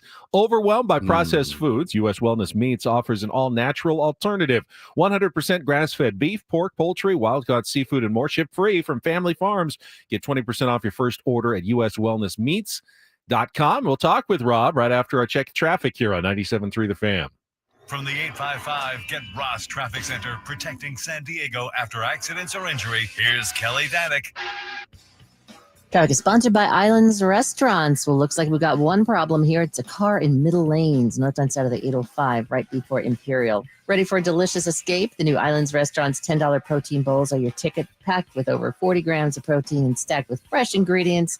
They're only here for a limited time, so enjoy one today. Visit islandsrestaurants.com. I'm Kelly Danick with Ben & Woods, San Diego's #1 sports station, 97.3 The Fan. What is going on in Boston, and could it possibly result in making Jarren Duran available to the Padres? That's part of the questions we've got for Rob Bradford, our Odyssey colleague and host of the Baseball Isn't Boring podcast. Good morning, Rob. Good morning. Good morning, some of my favorite people. Thanks for having me on. I appreciate it. It's our pleasure, man. I said to the fellas at the beginning of the year, I'm like, we need a good Boston guy, man, across the country. Interesting team in an interesting division with really good players and a manager I really have grown to like over the years. And I'm telling you, man, every day it's something new with this team. You had the Devers spring training, then you had the Devers in season, and then yesterday we're wrapping up the show. I look and I'm like, they're fighting on the field before the game with the opposing team. This was nuts. I've never seen this before. What was the story yesterday? Yeah. So a little backstory. So I'm actually doing a podcast. I'm doing it on Zoom with Ryan Brazier, the Cubs, and I'm up in the broadcast booth, and he's talking about the glory of PCA and the Cubs being awesome. I'm like, wait, hold on one second. There's something going on down there, and it doesn't look right. I mean, this is at 11:30 in the morning for a 1:30 game, and when Garrett Crochet is walking all the way across the field, that something is not right. And so ultimately what happened was that Tyler Anderson was taking issue with he thought the Red Sox were stealing some signs. And then, he went after the first base coach, Jose Flores. And then when Jose Flores went back, then you had the Angels pitching coach going back at him. So, there was nobody touched anybody, but still, you can't ignore. We don't see this stuff at 11:30 in the morning on Fenway Park Field. And my only regret is, my instincts were so terrible, fellas. So terrible. How I did not turn around my laptop and say, hey, let's forget about the Cubs for a second. Let's talk about what's going on in the field. Yeah, anyway, so that was kind of crazy. Obviously, the Red Sox aren't having a great season, but they're not out of it by any stretch of the imagination in the American League wild card race. When we heard the rumor earlier this week that A.J. Preller was once again interested in Jarren Duran, what was the reaction on the other side, in Boston, about whether that's even possible? Well, you have to go back right to last year, where even before Duran took off, there was a lot of buzz with A.J. and the Padres and Duran. That was before Duran became an all-star and had sort of this breakout year. So when it pops back up, you're like, okay, they're going down this road again. All right, there is this scenario where you have to figure out a way to call up Roman Anthony, the top prospect in all of baseball, somehow, some way. They've been playing him a ton in left field, which is where Jarren Duran plays. So you can't rule it out. You have in all of this, and on top of it, that AJ is going to do something aggressive. Yep. And so they need that player. They need that player. Now, I will say this, is that if the Padres were ever going to trade for Jarren Duran, it would take a haul. And I know that everybody says, take a haul for this player, that player.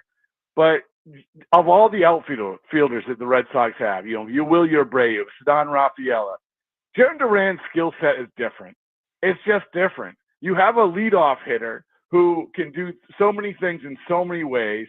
and he's an all-star. He's a legit all-star. Last year, I think top 10 MVP guy. So you can't, for the Red Sox, for a guy under control, by the way, for as long as he's under control, if they were going to trade him, I mean, you're talking about next level return. And so, yeah, go ahead. Is that right? So I hear you. I saw BR walk off with 10 proposals for Jarren Duran, and I'm reading through it, and my mind is blown because they're looking, as it pertains to the Padres, they want number one, Leo Dallas DeVries. Well, they don't really need a shortstop in Boston. They got about 4, they're set there. There's no need for them to unload Jarren Duran other than to make room for Roman Anthony. But why move Duran and not Abreu or somebody else? Like, there's got to be something else, Rob, of why they'd even entertain moving a Jarren Duran.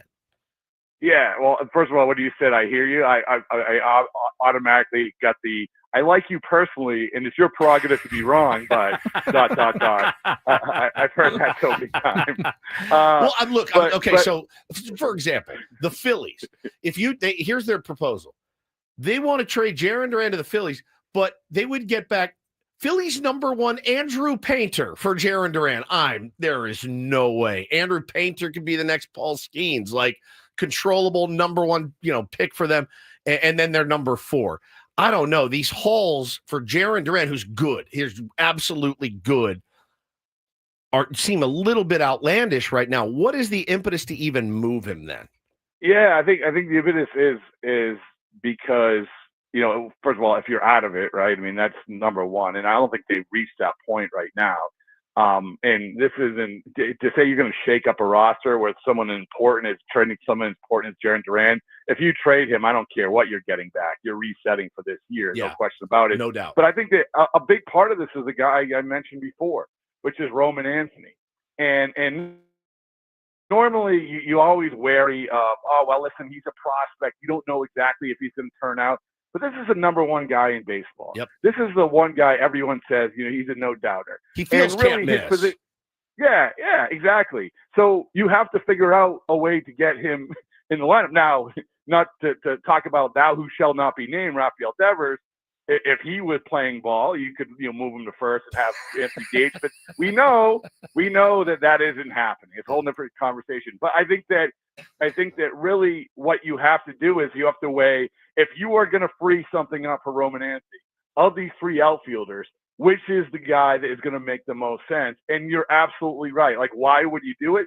Well, some people in the organization actually like Abreu more than Duran. I don't, because he still isn't playing against lefties all the time. Some people love Ceddanne Rafaela because he's one of the best defensive outfielders in baseball. He's on a hot streak. Well, I don't. I just think that Jarren Duran is a guy that he's a winning player, even though he hasn't won. And so that's the guy you hold on to. So to answer your question, the biggest part of this whole deal is at some point they're going to have to figure out how to get Roman Anthony on the roster. I'm talking to Rob Bradford, host of the Baseball Isn't Boring podcast. And Rob, let me bring you into a discussion that we were having earlier and probably will be having for another 8 years. Xander Bogaerts, what happened to him in San Diego? Why is he not even close? We knew the Padres overpaid. We all agreed, and even at the time.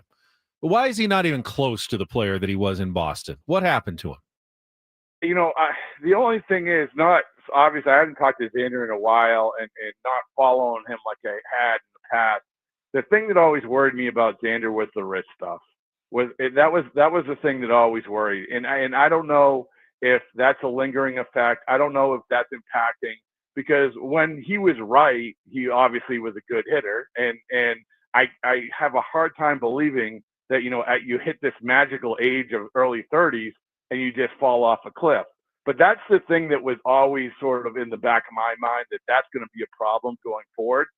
It's funny that you bring him up, though, because more I've heard his name in the last couple of weeks more than recently, because everyone said, I heard this, if Xander Bogaerts was on the Boston Red Sox right now, what a difference he would make. I mean, for you guys, for the Padres, you're probably thinking, what are you talking about? Yeah. But for Bogaerts, the role that he would fill, even with those numbers that you're talking about, is the guy who's going to basically babysit Rafael Devers.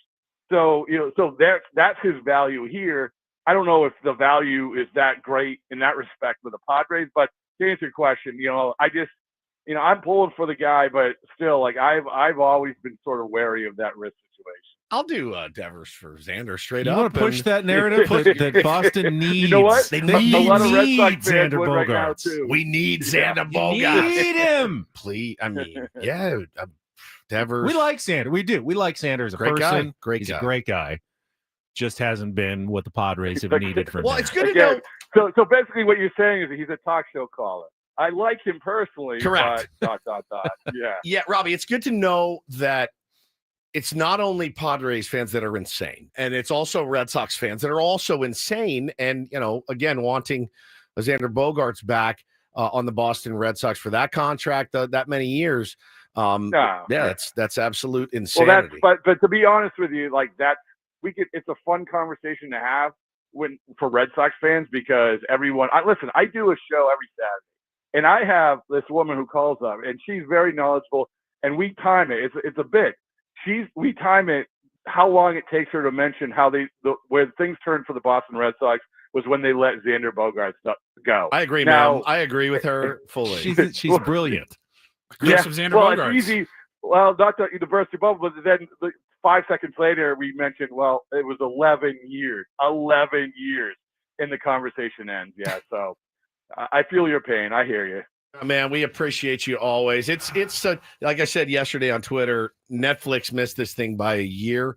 This would have been the season. It is for you. I mean, baseball isn't boring. We know that. We love baseball. Baseball is certainly not boring in Boston right now. I do like Alex Cora a lot. To watch him get so flustered in the media the other day and just say, I really don't know. I got no idea. These guys are not good right now, and I guess it falls on me. It feels like an uphill battle for the Red Sox, but like you said, man, they got good players. They got the best prospect in baseball knocking on the door. How do they get him in the lineup? It's going to be interesting to watch. We always appreciate you filling us in on all the drama in Beantown, brother. Hey, listen, I look forward to Nick Pivetta pitching in Game 1 of the World Series. Us too. Believe you me. Believe you me. But you guys, it's always a pleasure. You guys are the best. Thank you, man. Appreciate it, and I'll appreciate talk to you soon. All right, buddy. Rob Bradford, check out his Baseball Isn't Boring podcast on the Odyssey app. Speaking of Robs and Baseball Isn't Boring, since we have a couple of minutes here, Woods, did you see the story? Rob Manfred is officially proposing the ABS challenge system for next year. Only the good thing he's ever done. It's the way that it was been talked about, and it looks like since they control the panel that decides on it, there's almost no chance this is not going to happen. But beginning in 2026, teams will have the 2 challenges using the automatic ball strike electronic system. They are correct. They keep their challenges. If they're wrong, they lose the challenge. So you can only be wrong twice a game, but it'll change baseball big time next year. I know you're looking forward to it. Very much so. I hope you are too. I hope we all are. I mean, we've seen some. Oh, yeah. Seen some pretty egregious ones this year. It's going to make baseball even less boring because correct. I do think that the usage of the challenges it's going to be amazing. Is going to be incredibly dramatic. Yes. Controversial. Yes. There'll be dumb challenges. Yep. There'll be smart challenges. Yep. It's adding a whole layer of the game. And I heard Mike Schilt was talking actually in his pregame yesterday. This was actually really fascinating. He had a couple of fascinating things. He was telling some stories, and he said he was asked by Jesse Aguilar, in fact, what was your feeling when they first announced that the designated hitter was coming to the National League? And Mike quickly goes, I didn't like it. He says, I get it.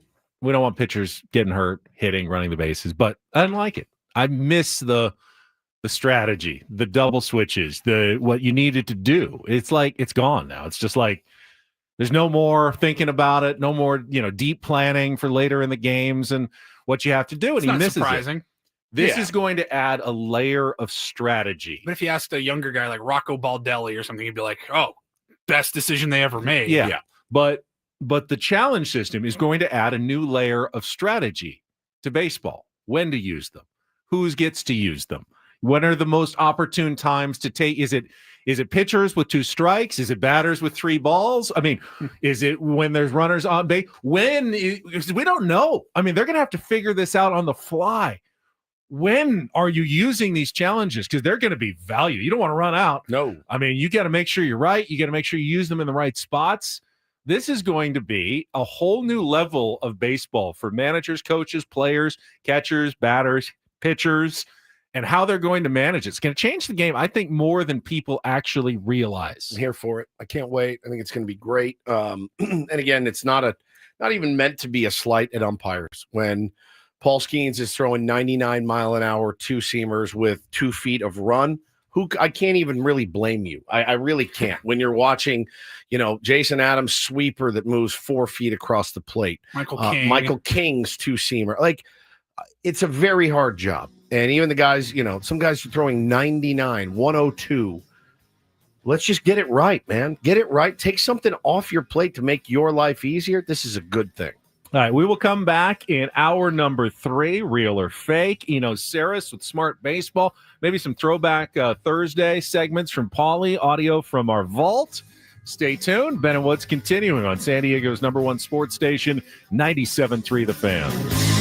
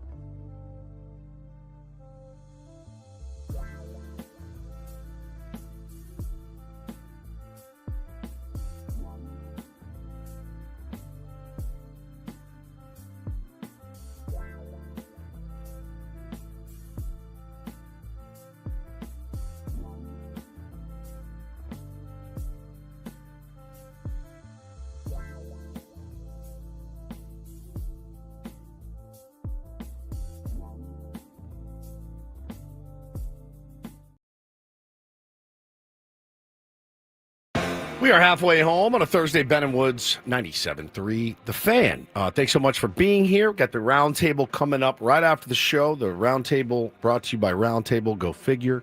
Excited to talk about that. Ben lays out the topics on the table. We get after it for an hour, commercial free every Thursday. I'm Woodsy. Paul Reindel's the executive producer, on his way to the Rady Shell tonight for the first time ever. I'm jealous. I've never been to the Rady Shell. Paulie's going to go see Ludacris tonight at the Rady Shell on a Thursday. Crazy. Ballsy move by the Reindeer. A little bit, yeah, a little bit.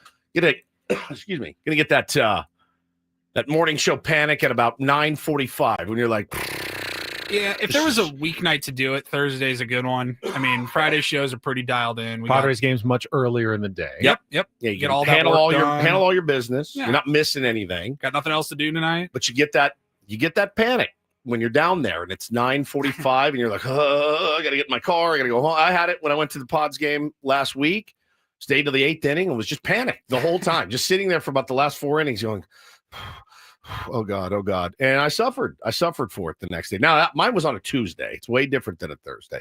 Benjamin Higgins, your friendly neighborhood sports anchor, joins as well. You're not going to see Ludacris I at am the not Shell. going to see Ludacris at the Shell. I would, though. Have you been to the Shell yet? I have been. I actually have not been since they put the Shell up. I've been to that venue before it was the Shell in the same location, but I have not been since they upgraded it to the official Shell. Yeah, I haven't. I saw one show that I wanted to go to, but it was like $300. I'm like, I don't want to go that bad. It was also during the week. I've been looking for like over a year, all last summer and all this year. I'm keep checking the calendar, waiting for somebody I was at least remotely interested. I mean, I would go just because of the venue, but you got to be a little bit interested in the artist. Yeah, I can't do that. Not on a Thursday night. I have to. If you get me out to a show on a weeknight, I have to love it. I mean, I have to love it. It's worth the struggle, and frankly, worth me having a pretty bad show the next day. Put it this way: if Ludacris was playing tonight at like the San Diego County Fair, probably not going. Yeah, but because he's playing at the Shell, which I wanted to see and like his music, I'm like, yeah, let's do it Thursday night. No problem. I like it. Yeah, no plans for us tonight, I don't believe, other than just getting ready for the tsunami that is summer coming in our home. It's the I looked at the calendar and I went, camps for days for my oldest son. My youngest son was really not going to miss a beat. Summer session is just much. Yeah, that's me. Summer. Looking at the calendar because it's just camp after camp. You got to keep these dudes engaged. And it's a lot. It's a lot. When you work and I realize too, if he's not in camp, then I get off work and there's no gym, there's no me time. It's home. And it's dadding. It's dadding from 10:30 in the morning until 8 o'clock at night. So are you putting them in camps for them or for you? Both. Because we learned our lesson last year. We had a few. He's doing Padres baseball camp. He's doing a couple of his REITs camps, which are really good camps. Baseball. He's doing a cooking camp, by the way. He's doing a farm camp. He's doing all kinds of different camps. It's mostly for us. I'm not going to lie to you. But you also want to keep him busy and engaged because idle hands, they say, Ben, are the devil's plaything. And I was racking my brain. I think we talk about this usually every year when we do our Ben and Wood summer break. But I tried my hardest. I'm trying my hardest to remember what I did in summer vacation when I was a kid. Both my parents worked full time. They always did. Never had the stay-at-home mom. Never. And so what did I do when I was 10 or 9 or 8? I tell you what I didn't do. I wasn't off at camp every week. I've been to like 2 or 3 camps my entire life. And I don't remember what I did. I can't. All summer. Whole summer. You had summers off, but your parents were at work. They both you worked. Were not quite old enough to really be totally responsible on your own. But you were on your own, or did you? No, have I was not. I was on my own. I was on my own till I was about. I was on my own when I turned about 12. Okay. Because I had my brother who was 7. And I was like 11, 12. And I feel like once that happened, well, you had your group of friends, you rode your bikes, you played all day. Your parents got home at 5:36 and you had dinner and you woke up and you did it all again. I feel like I laid around on my ass a lot, watching a lot of TV, watching movies and relaxing a lot. I spent a lot of time alone. At least the 15-year age difference is significant for us during that time because I had computers and video games a lot in the internet. I had nothing. Well, I had Nintendo. I probably played a lot of Nintendo, but I had a good group of friends that lived in my neighborhood. So we played home run derby, we played football, we played basketball, we swam. There was a really cool area with a golf course and a pool. You could go play golf, you could swim. Things like that for relatively inexpensive. But isn't it funny how like kids, you never had like organized conversations like, hey, today's hockey day or today's basketball day, what are we today's doing? The pool day. It just kind of happened that way. Yeah. And I'm trying to think for the life. What I know for a fact is my parents did not send me to I think he has a camp every week. Like almost every week of summer, he's going to be in that. What did you guys do with your kids? So they had some camps, but Shelly was a stay-at-home mom back then. Yeah. So she would provide entertainment and enrichment during the summer. Entertainment and enrichment. Yeah. Acts of like Shakespeare. Art. The kids like art too. My kids really like art. I think there's an art camp involved. I think there's so many. I didn't have a lot to do with it. But it's a lot and it's expensive, but that's like I take some time off with some road trips right? and see the country and well, I mean, you don't national parks. You don't have to pay for school, so it's great when they're in school. But I don't know, it's just it's a lot. It's a little bit, drinking from a fire hose. But yeah, man, I just don't remember what I did. I don't remember who cared for me when I was 8 years old, 7 years old. I don't remember. I think I stayed with my grandparents. I really do, and hung out at their house and played and did all that. But yeah, man, it'll be a busy one here. What a great place to grow up, right? I grew up in not such a nice place compared to this place in the summer. Fantastic, just fantastic place. So they're very lucky. We got all that going on. He loves the Padres camp, so much fun. So he'll be doing that as well. And just going to try to keep him busy.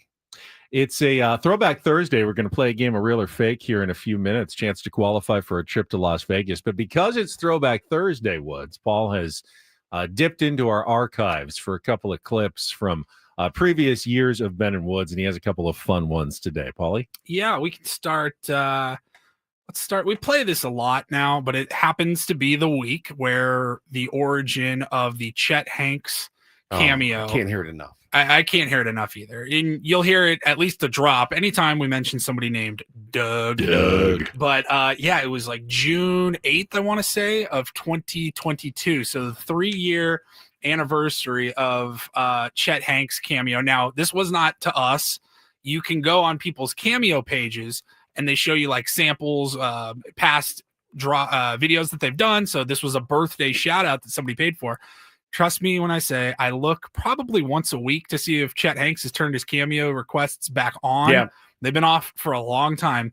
If he ever comes back to the platform, we will have a Ben and Woods one. But here's the one that we just love so much. Yo, Josh, what up, man? It's Chet Hanks. This is from your boy Doug. Doug told me you're turning 43, bro. And I just wanted to say, big up your bomba class here, bro. 43 years around the world. John Star. I heard you won an Oscar for a animated movie. Look, man, I do voice acting too. Maybe create some sort of Rasta character, a cartoon. I got other accents too. Cockney. Oh, I love you. Man, I can do a bunch of accents, bro. You name it. I'm so good at accents. You create a cartoon character. Put me in your next movie, bro. I'm dead ass serious about that. We know. Anyway, have a great 43rd birthday, bro, and congratulations. More life. The greatest cameo. I'm really good at accents, except they're all Rastafarian. Well, I can do a Cockney. Well, you get it. I do a pirate. Not really. Irish. Kurt just said it. It never gets old. Kurt, it never gets old. That whole thing never gets old to me. It makes me laugh every time. I do voice acting too. Maybe create some sort of Rasta character. Sure. A cartoon. I got other accents too. Cockney. Oh, I love you. What?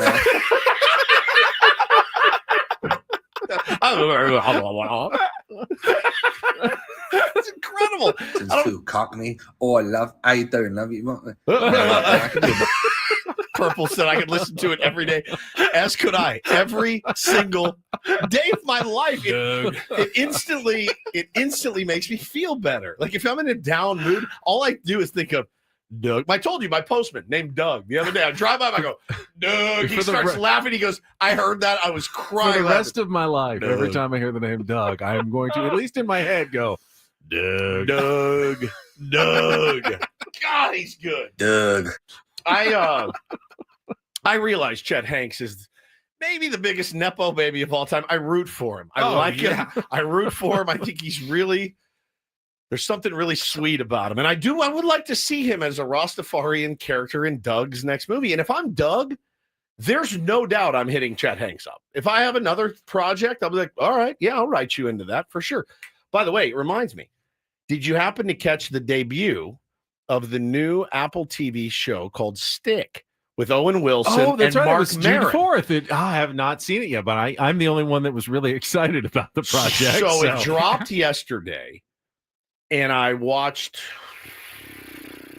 40 minutes of it. Not as bad as I thought. Good. Not as bad as I thought. Good. I found myself a little bit Owen Wilson. Then wow. Pretty good. I'll continue to watch it. It's given the Woodsies I'm definitely in. Mushroom welt of approval. We got one more clip from Paulie as well. This one is from 4 years ago, and I would say not our finest moment, but it lives on. Still pretty funny. I think it's a promo still that runs on the station. This was about a year before we threw cameras into the studio and we're on YouTube. It might have been a little bit more sense if you were watching this segment. No cameras. But nobody was able to watch this segment at the time. We were only on the radio, audio only. So why would we ever play a game of charades on the radio? All right, let's do one. Charades. Let's do charades. This is the worst charade. No, this is great. Just do one. Radio. Just do it. Charades. Radio charades. I think somebody's done this before, actually. There's no way, because it's the worst radio bit of all time. Well, that's what we're radio known for. charades. Let's go. No, we can't do radio. Do one. Here we go. All right. And I'll just talk it through. I think we did this on my very first show. We radio did. charades. All right. Let me think of what I'm going to do here. Very quick under pressure. All right. Here we go. All right. This. Okay. 2 words. First word. Hang on. Do you remember? You have no idea, right? I don't. Okay. 2 words. First word. Cheering. Gleeful. Fan. Second word. Ben. That's a I can't. Fellatio? Cheering. Fellatio? Tying your shoe, pulling it up, eating it. Oh, eating it. Eating. Plant. Second word, second syllable. I'm done. I can't. That's impossible. Oh God, he's 2 words. Second word. On the wrist. Second word. Forearm. Eat. Drink.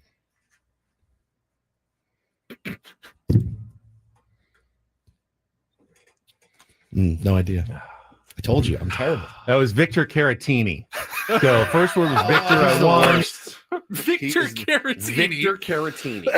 We're going arm, wrist. So many things you can do in first charades. He goes with Victor. Usually when you're playing charades, you get a card or something. You don't have to come up with it yourself. Here's his explanation for how he justified with whatever hand motions he was making for Victor Caratini. So first word was Victor. I won. Victory. I was eating a carrot, and then I was drinking a martini, and I was doing Victor Caratini. I would have never gotten that. He was like this.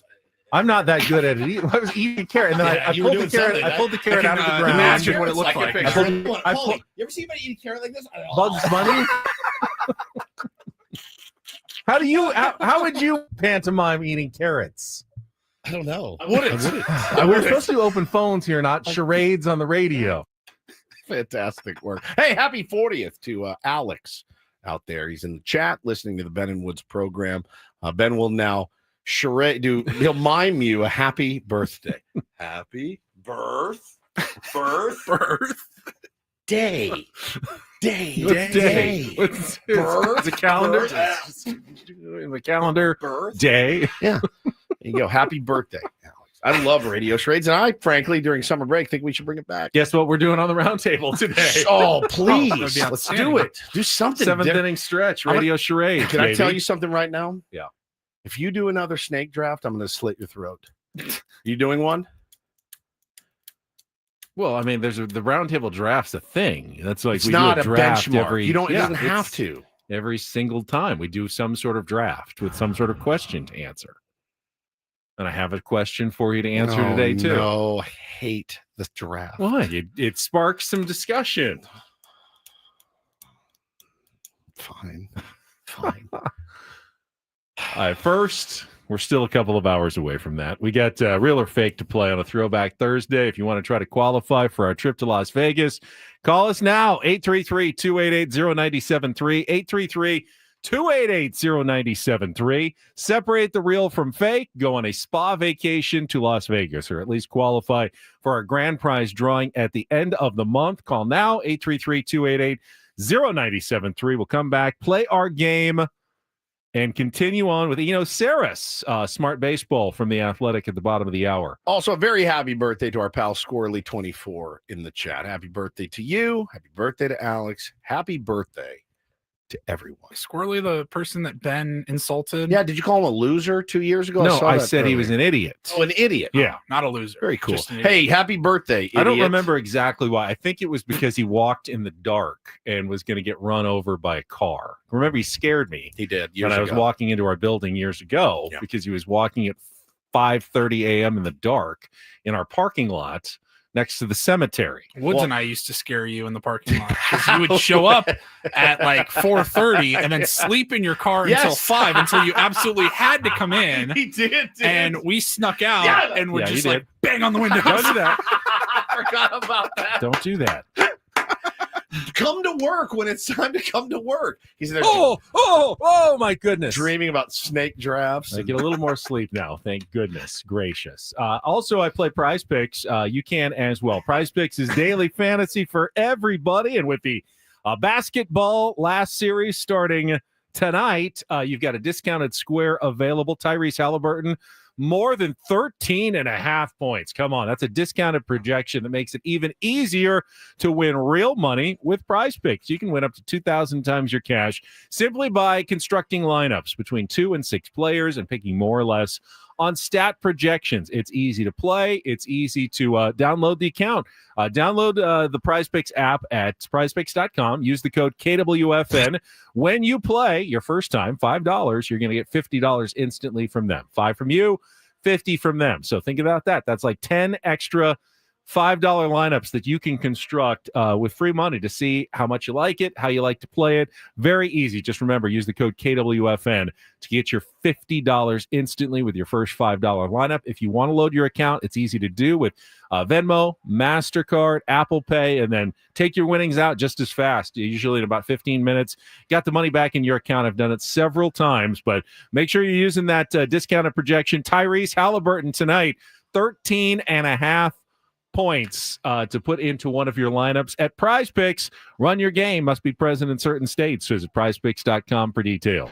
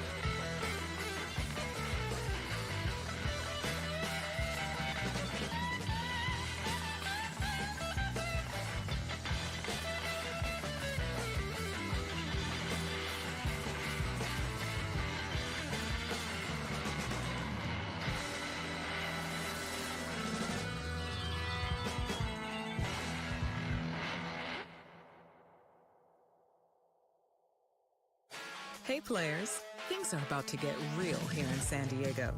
Introducing the all-new Hamul Casino Resort.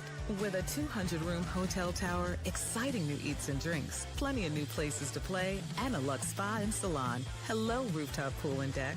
It's where players can play their hearts out and enjoy all the perks that come with it. It gets real this summer at the all-new Hamul Casino Resort, the players' place.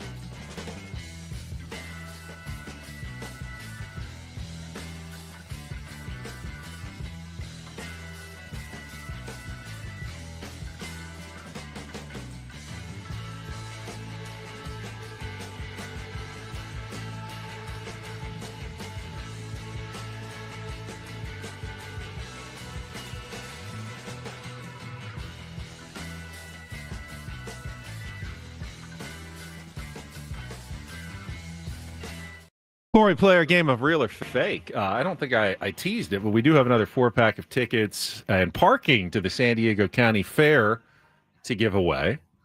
And are we just going to wait for the GOAT? I mean, are people still listening for the GOAT? Does the GOAT still exist? I think so. Because, fair animals don't always make it all the way through the fair. There's a reason that they're fair animals. They're not pets. You know that, Woods, right? I'm not a cat. The goats can be pets. They can, but fair animals are not generally pets. They're raised as livestock. Yeah. Hey, do you want to? I mean, we could get that. Oh. They do have all three. They do have different roosters and various birds. So I don't think they have seals at the fair. No, not that I know of. Give us the rooster or the what was that? Goat. All right, the goat. All right, listen for the goat. Goat sounder between now and the end of our program, sometime before the roundtable, to win the fair tickets and parking for the San Diego County Fair. Tickets available at sdfair.com. Right now, though, we got a contestant on the line on hold. I see. Let's play a little real or fake. Some are here for the compelling sports talk with Ben and Woods. You can go plow through another donut. It's time for Real or Fake on 97.3 The Fan. Tell the people what they'll win today. The people, looks like, is this Javier? I got you on the line here. Hello? Hi, are you Javier or who are you? Yeah. All right, Javier, would you like to play Real or Fake? Say yes. Sounds good. All right, good. All right, here. Sounds good. All right, if you can get 4 of 7 correct, you will qualify for our grand prize drawing. It is a getaway, 2 nights at Resorts World Las Vegas, 2 spa passes to the Awana Spa. It is co-ed, so, take a lady if you'd like or not. It is endorsed by Paulie It Rydell. is. Also, food and beverage credit at any of their 5 pools. Check them out at rwlasvegas.com. I think Woods is going to like this one. The Rock, a.k.a. Alcatraz Prison. Padres in San Francisco right now, so it is the inspiration for today's game of Take on Woods. Javier, I'm going to give you a name. You tell me if it was a real famous inmate of Alcatraz or a fake I've thrown in to fool you. You got Woods, at least one phone a friend if you'd like to help. Javier, are you ready to play? Yeah. All right, let's get going. Here we go. Round 1, real or fake Alcatraz inmate. Waxy Gordon. Real or fake? Waxy Gordon. Fake. Agreed. Damn it. Bootlegger, associate of Lucky Luciano and Meyer Lansky. All right, 0 for 1, but we got plenty of time to come back. Let's try Thomas Foghorn Bellamy. Real or fake? Real. That one's fake. All right, well, let's get going here. Round number 3. We need something to go your way here. I have so many questions, by the way. So many. All right, Roof Percival. Roof Percival. Real or fake? Roof Percival? Roof Percival. Can I phone a friend? Yeah, go ahead. Woodsy, what do you think? That sounds fake to me. All right, fake. Roof Percival, convicted of the murder and robbery of an elderly man when he was just 18 years old, sentenced to 15 years in Arkansas, but unlike a standard prison, it involved farm labor, and he was given the task of shooting fellow inmates with a shotgun if they attempted to escape, and he enjoyed his job immensely. I'm sure he did. Shooting many inmates, of course, didn't really help rehabilitate him. He ended up in Alcatraz later in life. Guy gets shot. He's like, I wasn't escaping. Curtis said, damn, should have brushed up on his Alcatraz inmates All right, trivia. you got to go 4 out of 4 the rest of the way, No Javier. pressure. So pressure's on. Round 4. Viral rap. Viral rap. Real or fake? Woods is nodding. If that means anything to you, Sounds Javier. so familiar. What did you say? I'm you don't nodding have a phone along. a friend, but he's nodding. I'll give you that at least. Real. It is. Yes. He was not able to beat the rap. He was a post office robber. All right, so that's one right. What's he stealing? I don't know. Mail. Mail? Yes. Got another Geico. Hey, jury duty. Should I just throw this away? Ooh, what is that? Another Sears credit catalog? card? Another credit card offer. Yeah. Thanks a lot. Awesome. All right, round 5. Here we go. Frankie Carbo. Frankie Carbo. Real or fake, Javier? Inmate at Alcatraz. Real. It is. Oh, I would have said fake. He was a Murder Inc. gunman, a gangster, and a boxing promoter all at the same time. All right, we got 2. Let's see if we can get 2 more. Victor Slick Vic Marino. Real or fake? Slick Vic. Fake. Fake. That's a Ben for sure. Slick All right, Vic. we have come back, and once again, it Oh, comes God. down Game to the seven. last Wow, does one. this happen every week? time. All right, real or fake for all the marbles. Basil Banghart. Real or fake inmate, Javier? Save Fake. Oh. No, it's real. Basil Banghart. stick-up artist, escaped from multiple prisons, including Joliet, hometown of one Mud Grant. Mud Grant. Javier, thank you for playing our Good game try, today. dude. I'm so sorry. Valiant effort, man. Did not qualify in our monthly drawing. What was the impetus for this? Padres are in San Francisco. Oh, I didn't even think Moron. about it. Well, I mean, you could have done baseball players or Alcatraz inmates. That's what you normally do. Yeah, I did. I just thought it'd be a little harder. Baseball player, that would have been a good one. Slick Vic. I didn't even make the connection. Like, why is he doing Alcatraz right now? Yeah. No idea. Next Padres are week, in San Francisco. too bad we're not in Milwaukee. You could do famous residents of the Fister. People who have been Yeah, haunted absolutely. at Yeah. the Pfister Hotel. We will get into the myths of the Fister next week. Outstanding. Yeah. We will have Eno Saris, though, talk a little smart baseball, get his thoughts on the Padres, the ABS Challenge System coming next year, likely, and more next year with Ben and Woods on 97.3 The Fan. Gambling problem? Call 1-800-GAMBLER. GEGE 000-466. For a full list of games and rules, play at 7 Mile Casino. Visit 7milecasino.com. First, though, Woods and I want to tell you about 7 Mile. It's our place to play cards. So easy to get to. Hop on the 5 freeway. Down the Frive in Chula Vista. Get off Bay Boulevard, west side of the freeway. And within minutes, you are sitting down at one of their terrific California-style blackjack tables, Texas Hold'em, Pai Gow Poker, or Baccarat. Well, if you're playing California-style blackjack, remember, if they pull a Frive, that's the worst card That's that not they good. can have. The Unless 5 you already is the have worst. a Strix. 5 is the and worst then it card they goes can with have. It goes with a Frive. Play against it. You can ask them for advice too when you're playing California-style blackjack. They'll help you out. Great place to go. Smoke-free environment. No slot machines. It's a place for card players. High limit action as well. They'll take that for you. Have a great time at 7 Mile Casino. Good dealers. As good as any ones that I've seen in Vegas when I've played. Certainly, and they don't care if you win. It's not their money. Yeah. They're happy to see you win. Makes you happy that you probably tip better when you win. So they actually would love to see you win. While you're there, make sure you order a meal from Sammy's at 7 Mile. If you eat at the table, High Rollers, you get 35% off, which is a great deal because the food is fantastic. And on weekends, you can check out the award-winning brunch, Best in the South County, Saturdays and Sundays from 9 a.m. to 3 p.m. It's 7 Mile Casino, just 7 minutes from downtown.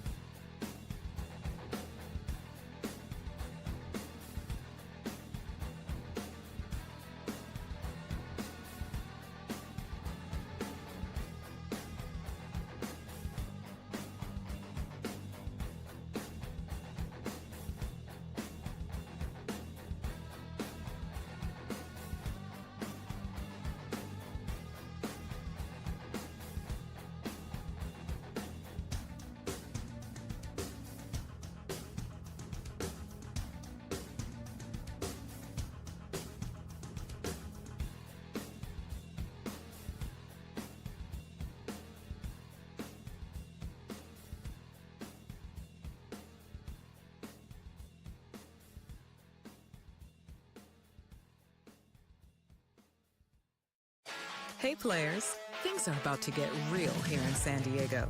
Introducing the all-new Hamul Casino Resort. With a 200-room hotel tower, exciting new eats and drinks, plenty of new places to play, and a luxe spa and salon. Hello, rooftop pool and deck. It's where players can play their hearts out and enjoy all the perks that come with it. It gets real this summer at the all-new Hamul Casino Resort, the players' place.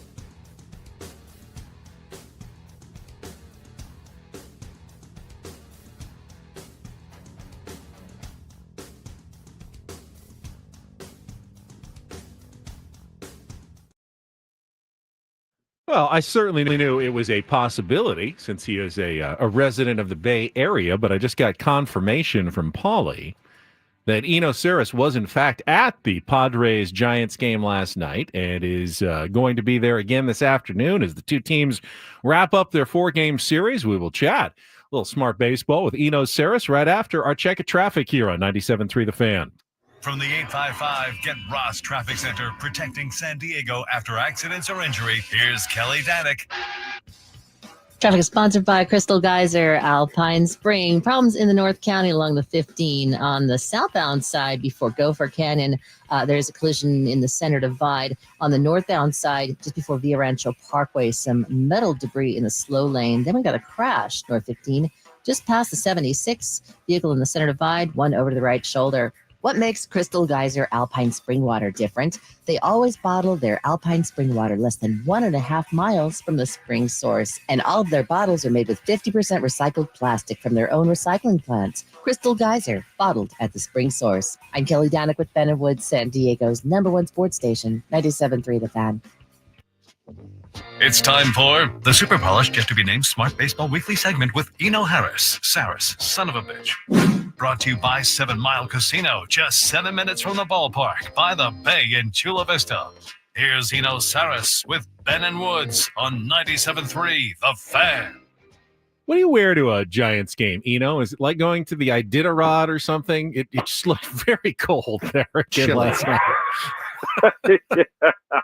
I said to AJ Casavelli, covers the team. I said, oh, just another cold day. I was getting some tea in summer, and I was like, just another cold day. He's like, yeah, it's not even that cold, but it's cold. Yeah, it's weird. It's just kind of like bone chilling a little bit. I was at Oracle last year, and like September was like, all right, like I gotta plan better next year when I go. Yeah. Lots of hoodie sales. Lots of hoodies. Forgot the hoodies. 100%. Very smart on their behalf. Yeah, obviously a tough one for Padres fans last night, but after stealing the first two, you lose that game last night. You got to see, though, the Giants reliever who is just so nasty, Randy Rodriguez. I was kind of unfamiliar with him until a couple of games ago. Don't follow the Giants all that closely, but holy smokes, man, this kid is pretty electric. And get a couple guys on last night in the ninth. Like, all right, here we go. They leave Ryan Walker and they go to Randy Rodriguez, and he didn't make Jackson Merrill look very good. Oh man, and it's so funny because they were pointing out here on the radio that he's known for throwing 100, and Randy throws 100, and so Merrill sees him warming up, throwing some 100-mile-an-hour warm-up pitches. Yes. Gears up for 100. First pitch he gets is a changeup, and then he gets 2 back foot sliders. Forget it. Yeah, it was a nice outing for him. He's part of why I had a bold prediction that the Giants have the best bullpen in the majors, and so far it's been pretty good that way. The Padres were the rabbit. They came out with some good stuff early, but one thing that I think is true about the Padres pen is a little bit of overuse. Yes. Jason Adam leads the league in appearances, and at 31, that's almost a pace for like 90. That's too much. Like Jeff Samardzija once told me, I know it's just a Samardzija thing, but I think it's kind of a true thing. If you look around, people who throw 85 innings in relief don't do it very often. So 85 is a big number for me. So 90 would be an intensely large number. And I look through, every time I look through his game log, I'm like, oh, he plays 2 in a row, and then he takes 1 day off, and then it's 2 in a row again. Yeah. It's like, they need to step off of Adam a little bit. So that's an interesting concept, because I think you're right. Obviously, with Adam, they use him a ton, but in overall bullpen usage, the Padres are middle of the pack. We were looking it up this morning. It's not like they're not getting enough from their starting pitchers. I mean, they've had good starting pitching, and they're not pulling them early. Is it simply because they're just using the same guys all season long and haven't had a lot of turnover up and down from the minors or the injured list? That they've had a few who've come in, but for the most part, it's been the same back end guys since the season started. Morejon, the formula, Adam, Estrada, and Suarez have been their guys, and they've all been healthy and available, so they've been used the most. I mean, it's a product of being good. It's like you're using your A bullpen a lot because you're in games, you're winning games. So it's just a side effect of having a good team and winning games. It is one you have to manage, though, and the way to manage it is to develop guys, to use Yuki some days when, you'd like to use somebody else, or, to call up guys, even, some of the call-ups they've made. I particularly, I have an eye out for David Morgan. I know he had that one home run. Yeah. That was unfortunate, but in terms of stuff, he's got some of the best stuff in that pen. The stuff ratings, he actually has the best stuff in the pen, by Stuff Plus. So somebody like Dave Morgan could be really important for this team. And even Reynolds too. Is just if they can pitch the 8th some days instead of Adam, that makes a world of difference to the team. That's a good idea. It is, in certainly in theory, and it's like you said, it's a product of being really good at your job. If you're Jason Adam, really good, in fact, and you can totally see why a manager's like, no way, like I will get crushed if I go to David Morgan here when I got Jason Adam coming off of a day off. And I can understand Schilt's perspective. Didn't work out last night for Jason Adam, but I just looked it up as well. He and Louis Varland both tied with 31 appearances for relievers. Yeah, and Tyler Rogers right behind him, San Francisco relief pitcher. Was pretty. But he throws like 82. Yeah, exactly, and from the ground up. Can we talk for a second about, somebody asked in the chat, hey, when you get Eno on, ask him what differences he's seeing in Fernando Tatis Jr. We were kicking it around in the dugout on Sunday. Everyone's like, man, he got off to such a hot start doing a certain thing. Stayed pretty hot, then changed seemingly everything. Like changed his approach, changed his leg kick, went back to this, toe tap, whatever it is. Why change something if it's working? Don't know. Baseball players are weird, right? They do that all the time. From your perspective, what are you seeing out of Fernando Tatis, maybe his swing path or anything like that you could shed some light on? Well, one thing I have noticed is that generally this year he's moved up in the box and he's letting the ball travel a little bit, which is just a slightly weird combination. Most players, if you've noticed, wear out the back part of the box. Yes. And the idea is just get longer to see the ball. These guys are throwing super hard. You want longer to make your decision. And like, while he hasn't moved up a lot, it's like an inch up in the box. And while he hasn't, he's not letting the ball travel a ton, it's 2 inches, and it's from like getting the ball at a normal spot for big leaguers to, letting it travel more than most big leaguers. He's also way more open this year. His stance is went from 29 degrees open to 49 degrees open. So I prepared a lot of questions to talk to Tatis last night. Didn't get the chance, but I do see that these things are things that I would do if I was trying to make more contact. And I think that's basically what you can see in Tatis's overall line. This is the best strikeout rate of his career. Yeah.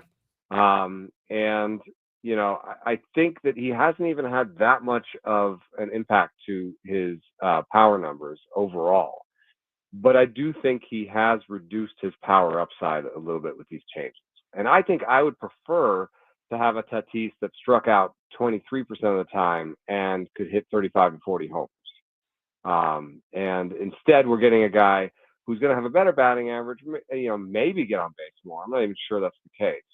And is more likely to hit, 28 to 32 homers this year. Interesting. Talking to Eno Saris, our weekly conversation from The Athletic. Eno, we all know the Padres need a left fielder. Some rumors this week, Padres interested in Jarren Duran. Jeff Passan said Luis Robert could be a fit. Let me ask you, is Duran worth the price the Padres would have to pay to get him, or is Robert a gamble worth maybe the money they'd have to take on to acquire him? Your thoughts on those guys? Duran is a much more sure thing Sure. in terms of, makes more contact, just a lot less volatile game. He isn't necessarily hitting for the power he did last year, but if you look at his top end exit velocities, I think there's more power in there. And I think it's just really time that will give him a power boost. So I think it's a decent time to buy him. One thing that people may not know about Duran is that he's 28. And even though he is under team control until 2029, there is a possibility that his peak is behind him. The established peak is pretty much 26 to 27. So maybe last year was a career year. All that said, like, he's a guy who makes contact, plays defense pretty well, although a little stretched in center, and is an above average player all around. So I would prefer him if I had the choice. The thing that's so difficult, though, is that the Red Sox are a team that has a good lineup. They have a replacement even for him if they want to bring up Roman Anthony. They want to build for now. So the trick he'd have to pull is giving them something that makes them better now. So it would be difficult, I think, for the Padres to sell them on a prospect deal. Yeah, for Duran. Yeah, I mean, and I've seen some of the reported deals, and I'm like, there's no way. Yeah, I mean, people are out of their minds. These are judgy type. I mean, it's like, oh, they're 1, they're 3, they're 5, and 2 guys off the big league roster. I'm like, not for Jarren Duran, you don't. He's the 6th best hitter on the Red Sox. Would probably be the 4th best hitter on the Padres. Yeah, he's not. I mean, he's good. He's good, and he would help us immediately. You don't give up everything in the world to get Jarren Duran. I couldn't agree more. Quickly, we got a few minutes left. Man, we are big fans of Luis Arraez on this program. The person, the attitude, the player, probably a dream for a manager, to have a guy with that presence in the clubhouse every day. The production is starting to wear, I think, on even us, who in a group text last night were like, I don't know, man. I just don't know if you can lay out a bunch of cash to re-sign Luis Arraez. Winning player, certainly not great at Petco Park. What are you seeing from Luis Arraez that gives us this level of concern? Yeah, I mean, wisdom of replacement can be flawed in certain situations, sure, but in this case, it tells the story of a guy who's basically replacement level right now. Yeah, and if you think about it, you're getting a bunch of singles, and that's great. The batting average is decent. The OBP is not that great because he doesn't walk. It's all basically batting average. And he's not hitting for power this year, or never really. He's not really a power guy. And then you're like, oh, he doesn't run well, and he doesn't really field well. That's what wins above replacement does. Is sort of add it all up. Now, what he does do that's really important is what like Jung-Hoo Lee does for the Giants. What Stephen Kwan does for the Guardians, which is, it's really important to have a guy who hits singles, who makes contact. It's really important to have someone in that gives the lineup a different look. So you can have slugger, Orions, and that just keeps the lineup moving. It gives you ball in play when absolutely everything you all need is a ball in play. He's your guy. So I think that skill alone is worth paying for. But I think it's because people will be surprised by the number that he gets. I think it might be a smaller number. I think it might be somewhere around $10 million a year. Maybe it's like a 3 and 30 sort of deal. Yeah. And if it is that kind of a deal, then it might make sense to bring it back. Sure. They've been paying him $14 million this year. If that's in the budget, then he does add a dimension to the lineup. But if he wants more than that, I think you've got to let him walk, because you just hope that you can either find another guy who makes contact or develop one. There's got to be someone that can hopefully at least, make some contact and move the lineup along the same way. Enjoy the game this afternoon. Good pitching matchup. Dylan Cease and Robbie I got to Ray. tell you something that Dylan told me. Dylan told me that in between starts, he's been throwing better than ever. And word for word, he said, I'm about to get hot. I don't know if it's going to be this start or the next start, but I'm about to get hot. All right. I'm here for it. I can't wait. They need that. He's got one win. Got one win. The Padres are still 10 games above 500. Let's get it. It's pretty good. We're out of time. Have a great time at the game today. I see it. There he is. Eno Saris from The Athletic, brought to you by 7 Mile Casino. A little smart baseball on a Thursday. Nice little nugget there at the end. Yeah. We'll come back. Ryan will report a story, I think, of integrity that Paulie has for us. And Sammy Levitt's going to join us, all coming up here on The Fan.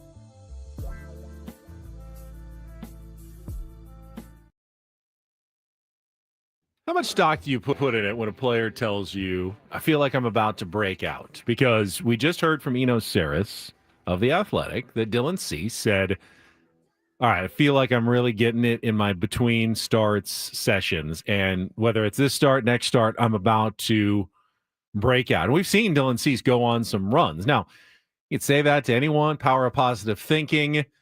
I do feel like Eno gets some good, genuine stuff from players. I'm beyond bummed that he did not get a chance to visit with Fernando Tatis Jr. I really am, because he said, I had a bunch of questions prepared. I had some data. I wonder if they had won, if he might have had a better shot at talking to him. Can we just broker this meeting? I do wonder if it was pregame, potentially pregame or postgame. I would imagine probably pre would be my guess. That's when you can get the most access to the guys. And they're probably more willing to talk before a game than after a really tough loss that you blew a lead in. But again, like if Fernando had seen or he heard from Eno, like, hey man, you're I know you're scuffling right now, but so I've noticed you're up in the box a little bit more. What for? And maybe something clicks in your head. You go, yeah, I'm going to try this. I'm going to try to maybe get back in the box. You just never know. And baseball players are certainly, they like to tinker and they like to get information. I have no doubt, though, that Victor Rodriguez has access to every bit of information about Fernando's various setups and toe taps and everything. And Fernando Tatis Sr., who is probably the guy he calls after every game that it doesn't go well. So I'm sure he's working through things as every baseball player does. But I mean, look, Benny, you asked me how much stock I put in Dylan Cease. I put a lot of stock into that, because if a guy's head is right, when he's got the stuff that he has, he could go out and give up 4 runs in the first, though, man. It doesn't matter. Like, you could have the best bullpen of your life. You can have the best range session of your life. You can have the best side work. What do you do between the lines when the game starts? And is your offense going to be able to hit Robbie Ray? Has a lot to do with how you're going to, if you win or lose. When Dylan Cease is on, you don't need much offense. Sometimes 1 or 2 is enough for on Dylan Cease. When he's got his no-hit stuff, he's thinking that's the case against a lineup that, I mean, yes, they got 6 yesterday, but until then, it had been a string of 0s, 1s, and 2s. This is a team that Dylan Cease could break out against. I'm anticipating, obviously, a very, very pitching-heavy matchup today. I mean, we're talking 3 is a great number. I take 3 on the board right now. Take the over, guys, because every time I think this is going to happen, every single time I'm like, ooh, Skeens against blank, it's 12-6. It's just bullpens are fickle. I'm so bad at over-under. There's nobody worse than me at over-unders, Paulie. I look at it and I go, I know baseball. I know that Skeens, who's this? It's Skeens against Yamamoto. All right. They set the line at 5.5 total runs. I'm like, under for sure. Bro, you got to factor in once the starters get out of there too. You know what I mean? Like, that's what makes it so hard. It's a day game. Wind could be blowing out. There are different things that go into the equation than just the pitching. 100%. So it's all of it. And so I yes, in theory, Ben, it could be a 1-0 game. But did we think that was it the Kolek Webb game that was going to be 1-0? Sure didn't. Wouldn't have taken I wouldn't have taken the under in that game.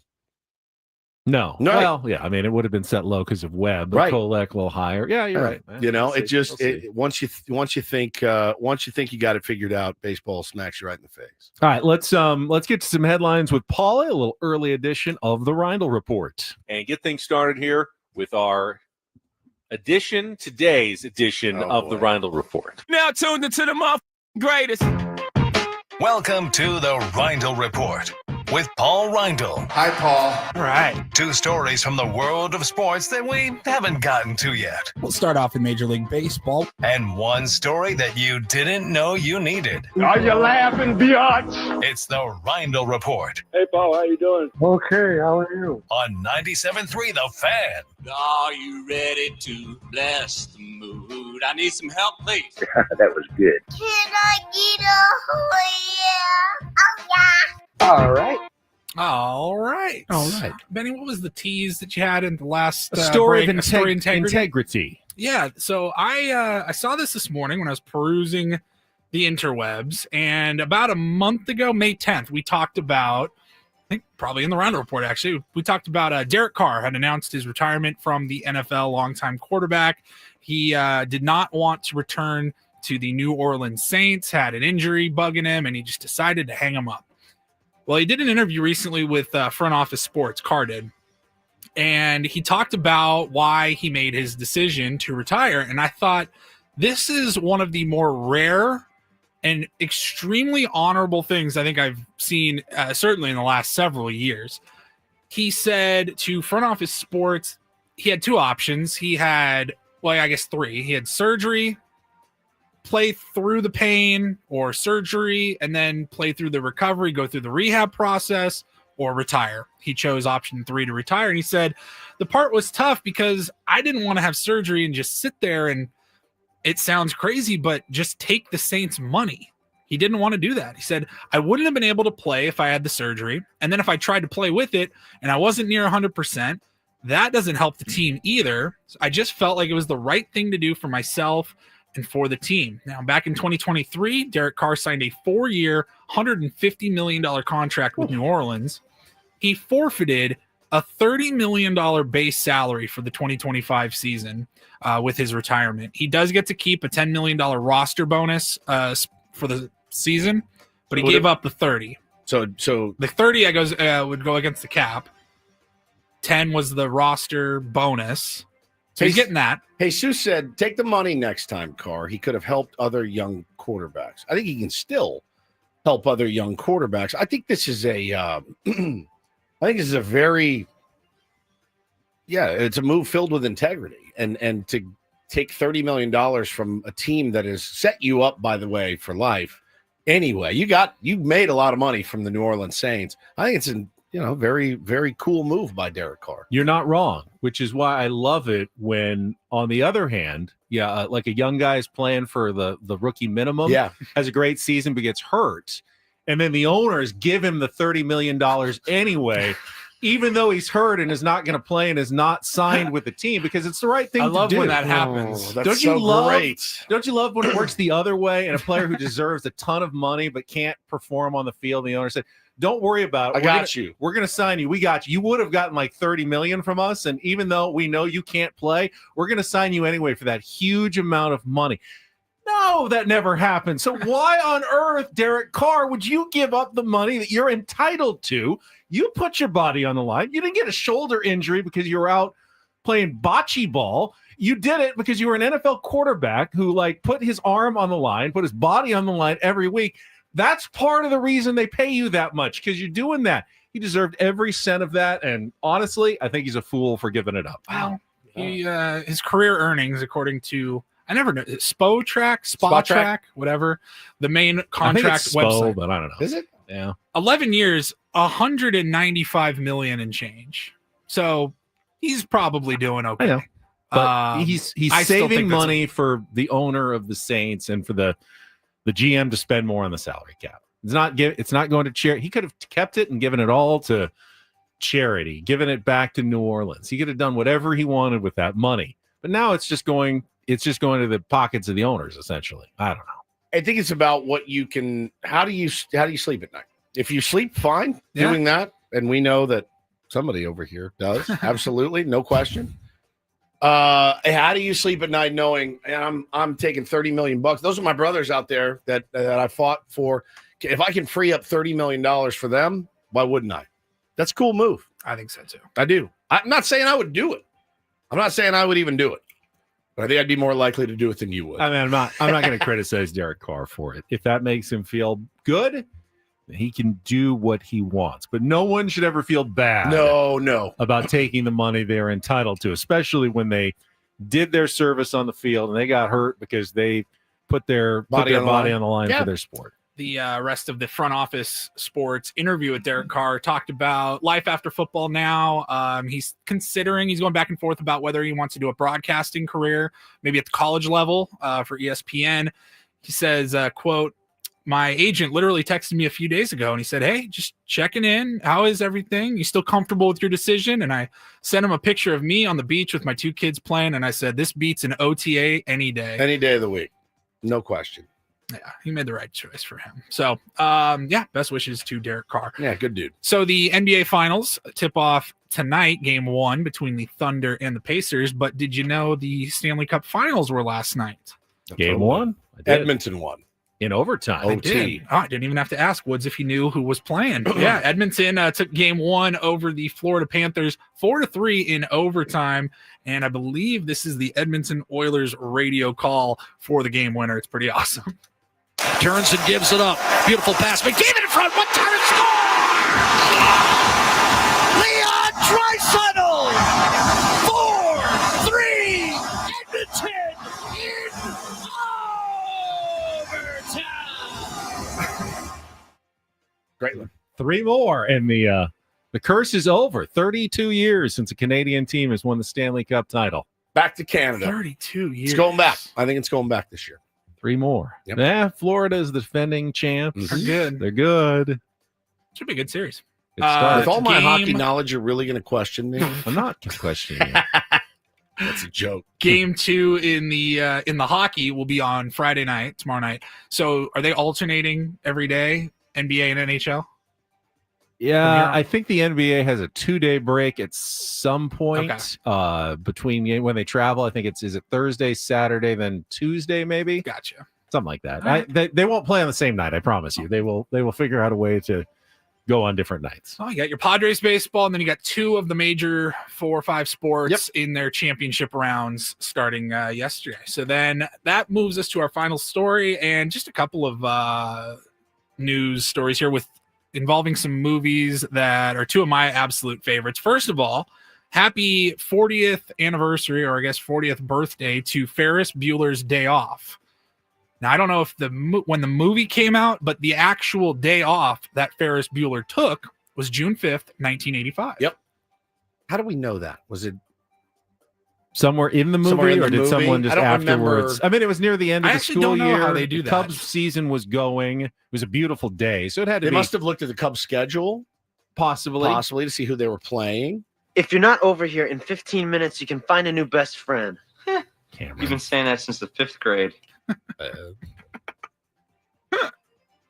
I'm more Cameron, obviously. Clearly. You're more Ferris. Correct. I get it. I can picture Woods. Come on, just get over to my house. Let's go. Let's go. And then Ben's just sitting there. Quit being a bee. Calling me until I come on. Don't make me feel guilty. This is ridiculous. Okay, I'll go. You're very accommodating. You're very, very accommodating. I don't think I could have convinced you, though, to put on the let me use your dad's car, number 1, and then prank call the principal. There's no way you're prank calling my friend. Yeah, call him my friend. Call him my friend. There's no way you're doing that. Such a good. I forgot about it till I had kids. I showed it to them. They loved it. They absolutely loved it. One of the best. It holds up. Honestly, am I more Ferris's sister than any? Jeannie Gray? You're Ferris's sister. No, like you're Cameron. The do-gooder, the nerdy who gets mad that her brother gets away with everything. No, you're Cameron. All right. Straight up. Cameron. How hot? Sloan Peterson. My God. Sloan Peterson? Sloan Peterson. So hot. So that's how it is in their family. Fantastic movie. I love that movie so much. And then another movie that I just grew up with. It is a classic. I'll watch it anytime it's on. It's Tommy Boy. And Tommy Boy they're in the news because in Sandusky, Ohio, this summer in August, it'll be the 30th anniversary of Tommy Boy, and they're having Tommy Boy Fest in Sandusky, Ohio. So if any of our tier 1s listening across the country happen to be anywhere near Ohio and you want to go to Tommy Boy Fest, you can. It'll be August 7th through August 9th. And David Spade is not booked for that. In fact, nobody from the movie is, as of right now, booked for it. The director he'll be there. And there will be movie screenings, live music, a classic car show. The car from the movie that's all beat up at the end, that will be there. They're going to have a lookalike contests and a, quote, Tommy Want Wingy Throwdown. You could get a good look at a T-bone by sticking your head up a bull's ass, but I'd rather just take the butcher's word for it. It's one of the you can get a good look at a T-bone by sticking your head up a butcher's but then no, it's got to be your bull. Wow. It's incredible. I did you guys want to hear a quick story? Sure. So I did they asked me at work. I got promoted as a manager when I was in recruiting. And they asked me to do a training. I did lead a meeting and train, everybody came in. So I had a theory called Tommy Boy selling. Don't be a Tommy Boy salesman. Because when he's learning how to sell for the first time. A TED Talk. So pretty much. So they said, hey, Tommy, whatever you do, don't take no for an answer. So he sits there, they're like, no. He goes, all right, see you later. Okay, goodbye. So I was Remember, like, look, we don't take no S from anyone. He goes, so I play the clip from the movie, and I'm like, I hear you guys on the phone. And you're like, you'll make a call? I'm not interested. All right, thanks for your time. And I'm like, you're ripping 100 phone calls. You got to press them a little bit. You got to try to. This is why I would be so bad at sales, because I want to respect your no. Correct. That's what my instinct is. Respect their no. Okay, good. Oh, no problem. Absolutely. Some people like to be sold, and they want you to sell them. And so I was like, hey, look, you guys are literally a bunch of Tommy boys in here. Hey, I tell you what, you can take a good look at a butcher's ass by sticking your head up there, but wouldn't you rather take his word for it? I'm failing to make the connection, son. It's so you're driving along. Oh my God. It's fantastic. It's one of. Have you seen it? I have once. Okay. Yes. Once. Once. That guy in a little coat. Oh, I miss Chris Farley so much, man. I loved that man. I loved him. And just the two of them together, brilliant. Were unbelievably talented. It's a brilliant movie. Brilliant. I saw. What'd you do? Hey, did she go out with one of the Yankees? It's so good. I saw David Spade had a new stand-up, I think on Amazon Prime recently. He is really funny. He's funny as hell. He, I think, is underrated as a stand-up comic. He's just not somebody you think of if you're like, hey, who are some of your favorite stand-up comedians out there? But he tells a story as good as anybody, man. I love David Spade. Yeah, me too. All right, we will come back. Sammy Levitt's here. He's going to join us at the bottom of the hour. Also, Major League Baseball. Some big news for Paulie's childhood team this week. We can go through some of the rest of the results yesterday in baseball as well. All coming up. By the way, that was your cue to call. Did everyone hear it? 833-288-0973. We've got tickets on the line again. 4-pack of tickets and parking. The San Diego County Fair starts June 11th through July 6th, Wednesdays through Sundays at the Del Mar Fairgrounds. Tickets are on sale now at sdfair.com. Call now, though. Paulie will pick our winner from our fifth caller here momentarily on 97.3 The Fan. Well, you guys know I try to basically sell you Eco Water every single day. It's a pretty easy buy, honestly. It's the best water that you can buy. It's in your home. You get the Eco Water system put in your home. Not only do you get the best bottle quality water that you're drinking every day, the hard water that was in there no longer wrecks your plumbing, your appliances, your water heater. It's so nice to be able to get in the shower, look up and go, oh yeah, it's not covered in green like it used to be. Before we got the Eco Water system. With the reverse osmosis system, you get bottled quality water straight from your tap. You want an upgrade? Eco Water's alkaline filters take hydration to the next level. Soft purified water is a game changer. Skin feels better. Hair feels better. Coffee is next level. Hannah, the kids, everybody loves the Eco Water system. I'll never live in a home without it. I'll tell you that. For as long as I live, wherever I live, I will have the Eco Water system in my house. Try the Soft Life and alkaline water now, just $9.95 a month. Get a free in-home water test today. Call 760-350-3338 or visit ecowatersocal.com. Let them know Woodsy sent you. Not everything in life should be hard, especially your water. Keep it in soft since 1925.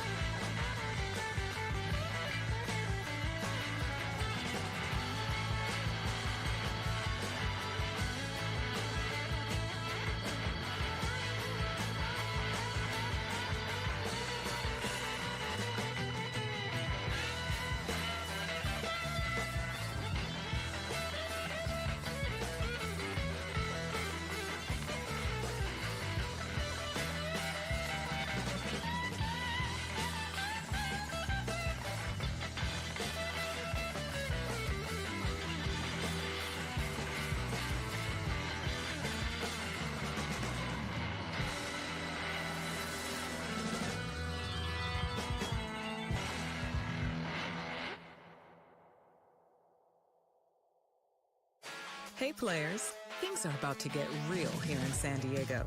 Introducing the all-new Jamul Casino Resort. With a 200-room hotel tower, exciting new eats and drinks, plenty of new places to play, and a luxe spa and salon. Hello, rooftop pool and deck. It's where players can play their hearts out and enjoy all the perks that come with it. It gets real this summer at the all-new Jamul Casino Resort, the players' place.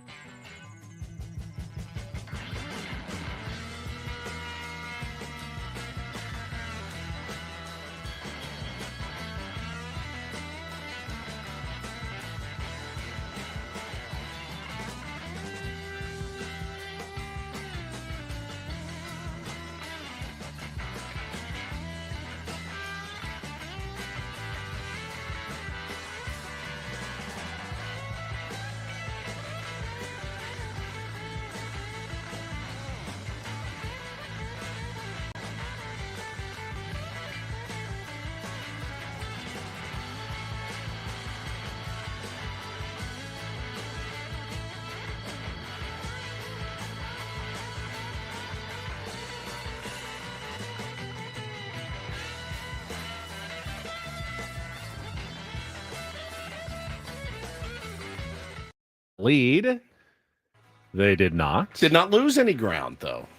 Dodgers fell to the Mets 6-1. They have actually one more game. That's a 4-game series. So the Mets have taken 2 of 3 so far. They will wrap that one up today. Last night, though, 6-1. Mets beat the Dodgers, and it wasn't real. It was pretty much all Mets. They scored 3 in the top of the first inning. Alonso. And Griffin Canning just made it stand up. He's pretty nasty. Yeah, Pete Alonso had 2 home runs last night. The Diamondbacks pitchers duel yesterday. They beat the Braves 2-1. Merrill Kelly, 7 innings, 1 hit, 8 strikeouts, outdueled Chris Sale to get the win. They're already playing the last game of that series this morning in Atlanta. And I asked Woods this question because I didn't know the answer myself. If you're a Padres fan, who are you cheering for in that game? I mean, this series, your gut tells you that you want your division rival or division opponent, the Diamondbacks, to lose as many as possible. But you're probably the Braves might be a bigger threat wild card for a wild card. I don't know. They're both below 500. You already have the season series win over the Braves, so maybe I'm a little less scared of them. But man, if they ever got hot with the players they have, with Acuna and Strider back now, you could see them going on a massive tear and going, man, I wish they had lost a few more early in the season before they got on this tear, and now they're breathing down our necks for a wild card later. But you could also see the Diamondbacks getting going. But now with Corbin Burns potentially out, I think the Braves are more of a threat. So I say go D-backs in this game, maybe. I don't know. Mega Doomer, who is mega dooming in the chat hard today. He says, when was the last time we hit 2 home runs in a game? One player. When is the When is the last? Does the Padres have a multi-home run game? Sheets had a 2-home run game, I believe. Colorado? No. Toronto? Yeah. Lost that game, yeah. by the way. Yeah. Kevin showed its 2 homers last week. And we lost that game. Yeah. We have not hit a home run in a week, though. San Diego Padres. I saw that news on Twitter. Haven't hit a home run in a week. Eric, calendar week. What I saw. In year 2025. No home runs. This in the last week, last 7 days. They haven't hit one in San Francisco for sure. Right. They didn't hit one in the previous series that they won. Gavin Sheets' his last home run. Pittsburgh. I got his game log. It was May 28th. Has there been one since? He hit. No, that's the last home run he hit, right? Yeah. Yeah, I think May 28th. He did hit 2 in Toronto. Yep. Yeah. On the 22nd. Haven't homered in a week. Manny hit one Sunday. Yeah. Did he? Yeah. Yep. He did. Yeah. Sunday. I mean, if you count that as last week, but 3 days. That was the last game of the last series. Monday, Tuesday, Wednesday. Yeah, that's not right then. Yeah. All right, shut up, Eric. Idiot. Guess who broke out the brooms yesterday? The Colorado Rockies. They did. Is that a 4-game sweep? 3-game sweep. They beat the Marlins 3-2. Somehow it still came back to the Padres, though. It was their first sweep since they took 3 straight from the Padres last May. Fantastic. A stretch of 57 consecutive series without sweeping someone. It's also their first series win since last year, but they had already accomplished that one. Brewers back on the winning ways, won 9 of 10. They beat the Reds 9-1 after losing their 8-game winning streak. Talked about the Red Sox Angels. Short 309-foot walk-off by Sedan Rafaela right at the pesky pole. He didn't think it was gone. He stood there thinking he needed a foul ball, and all of a sudden he's like, wait, did I just walk off and win the game? God, I guess I did. It's so cool to hit a walk-off, but man, don't you want to kind of know you got the walk-off? It was he was happy about it afterwards. Blue Jays had a walk-off single from their catcher, Alejandro Kirk. They beat the Phillies 2-1. Let's see. Guardians shut out the Yankees 4-0, only the second shutout loss for the Yankees. Mackenzie Gore shut out the Cubs. Nationals 2, Cubbies 0. Jeez. That's about it for the interesting games yesterday. But the tease was something about Paulie's childhood team. I thought that was kind of cool. Did you see the Seattle Mariners are retiring the number 51 for both Randy Johnson and Ichiro Suzuki, which is a little weird because you're sharing that celebration. Usually if you get your number retired, it's just for you. You don't have to share that moment with anyone else. I remember being 10 years old. Randy Johnson had already been away for a couple of years at that point. Went to the Astros, I think, for like a half a year. Quickly. That's when he faced the Padres in the 1998 playoffs. It was like beat him. Trade deadline deal, I think. Yeah. And then he went to the Diamondbacks. Correct. Where, look, he's a Diamondback. I know that. He won the World Series. He threw perfect games there, won Cy Youngs there, but he was so freaking nasty. He was amazing in the 90s as a Mariner. So when I was 10 years old, 11 years old, and Ichiro came over from Japan and wanted number 51, I go, that seems kind of weird. It seems a little soon. I feel like they're going to at some point retire. Like Randy Johnson's a Hall of Famer, and you had him he wasn't just a cup of coffee guy that you had for half a season or something. He was dominant for 6-7 years in your team. I feel like somebody coming in 2 years after Junior left and taking number 24. Yeah. It just felt weird. Bo has just discovered Ichiro Suzuki and is fascinated. And I showed him a couple of clips of the cannon from right field, some of the throws that cat made. At third base to tag Terrence Long out. It was like a week into his MLB debut, and nobody knew. We have all forgotten. I think what made Ichiro so amazing, he didn't really look it. He didn't look the part necessarily of that studly of a player. And he was the first one, at least in that I can remember being a kid and going, why does he swing that way? Why? Well, who hits that way? Why does he do that? Who can hit that way? And it didn't look good to me, but my God, was it effective? It's kind of running out of the box. Yes, already, I'm like, who does that? Yeah. I got like plant your feet, get some, squash the bug and drive the baseball. But boy, could that dude hit, man! And the way that he played the outfield, and then you start to hear the stories about him, how he prepared, is just ridiculous. Ridiculous. What numbers on the Padres currently will never be worn again? 13. 13? Never going to be worn again, my guess. 23? 23, probably not. Is that it? For now. for now. 44? Maybe number 3. Maybe number 3. Yeah, Long maybe. way off. Long way off. Yeah. Yeah. All right, go to break. All right, Sammy Levitt is standing by just outside the studio. He's also going to be here for the roundtable and a pregame show. Sammy's got a long day today. He's going to start it with us, though. Coming up next, we'll talk a little more Padres Giants ahead with Ben Woods on San Diego's #1 sports station, 97.3 The Fan. Gambling problem? Call 1-800-GAMBLER. GEGE 0000466. For a full list of games and rules, played at 7 Mile Casino. Visit 7milecasino.com. And because it's an early game today, you may be looking for something to do tonight. Yeah. And if you don't have any plans, why not make the short trip down? 7 Mile Casino is right off the 5 freeway in Chula Vista. It's on Bay Boulevard, west side of the freeway. So you got a beautiful view.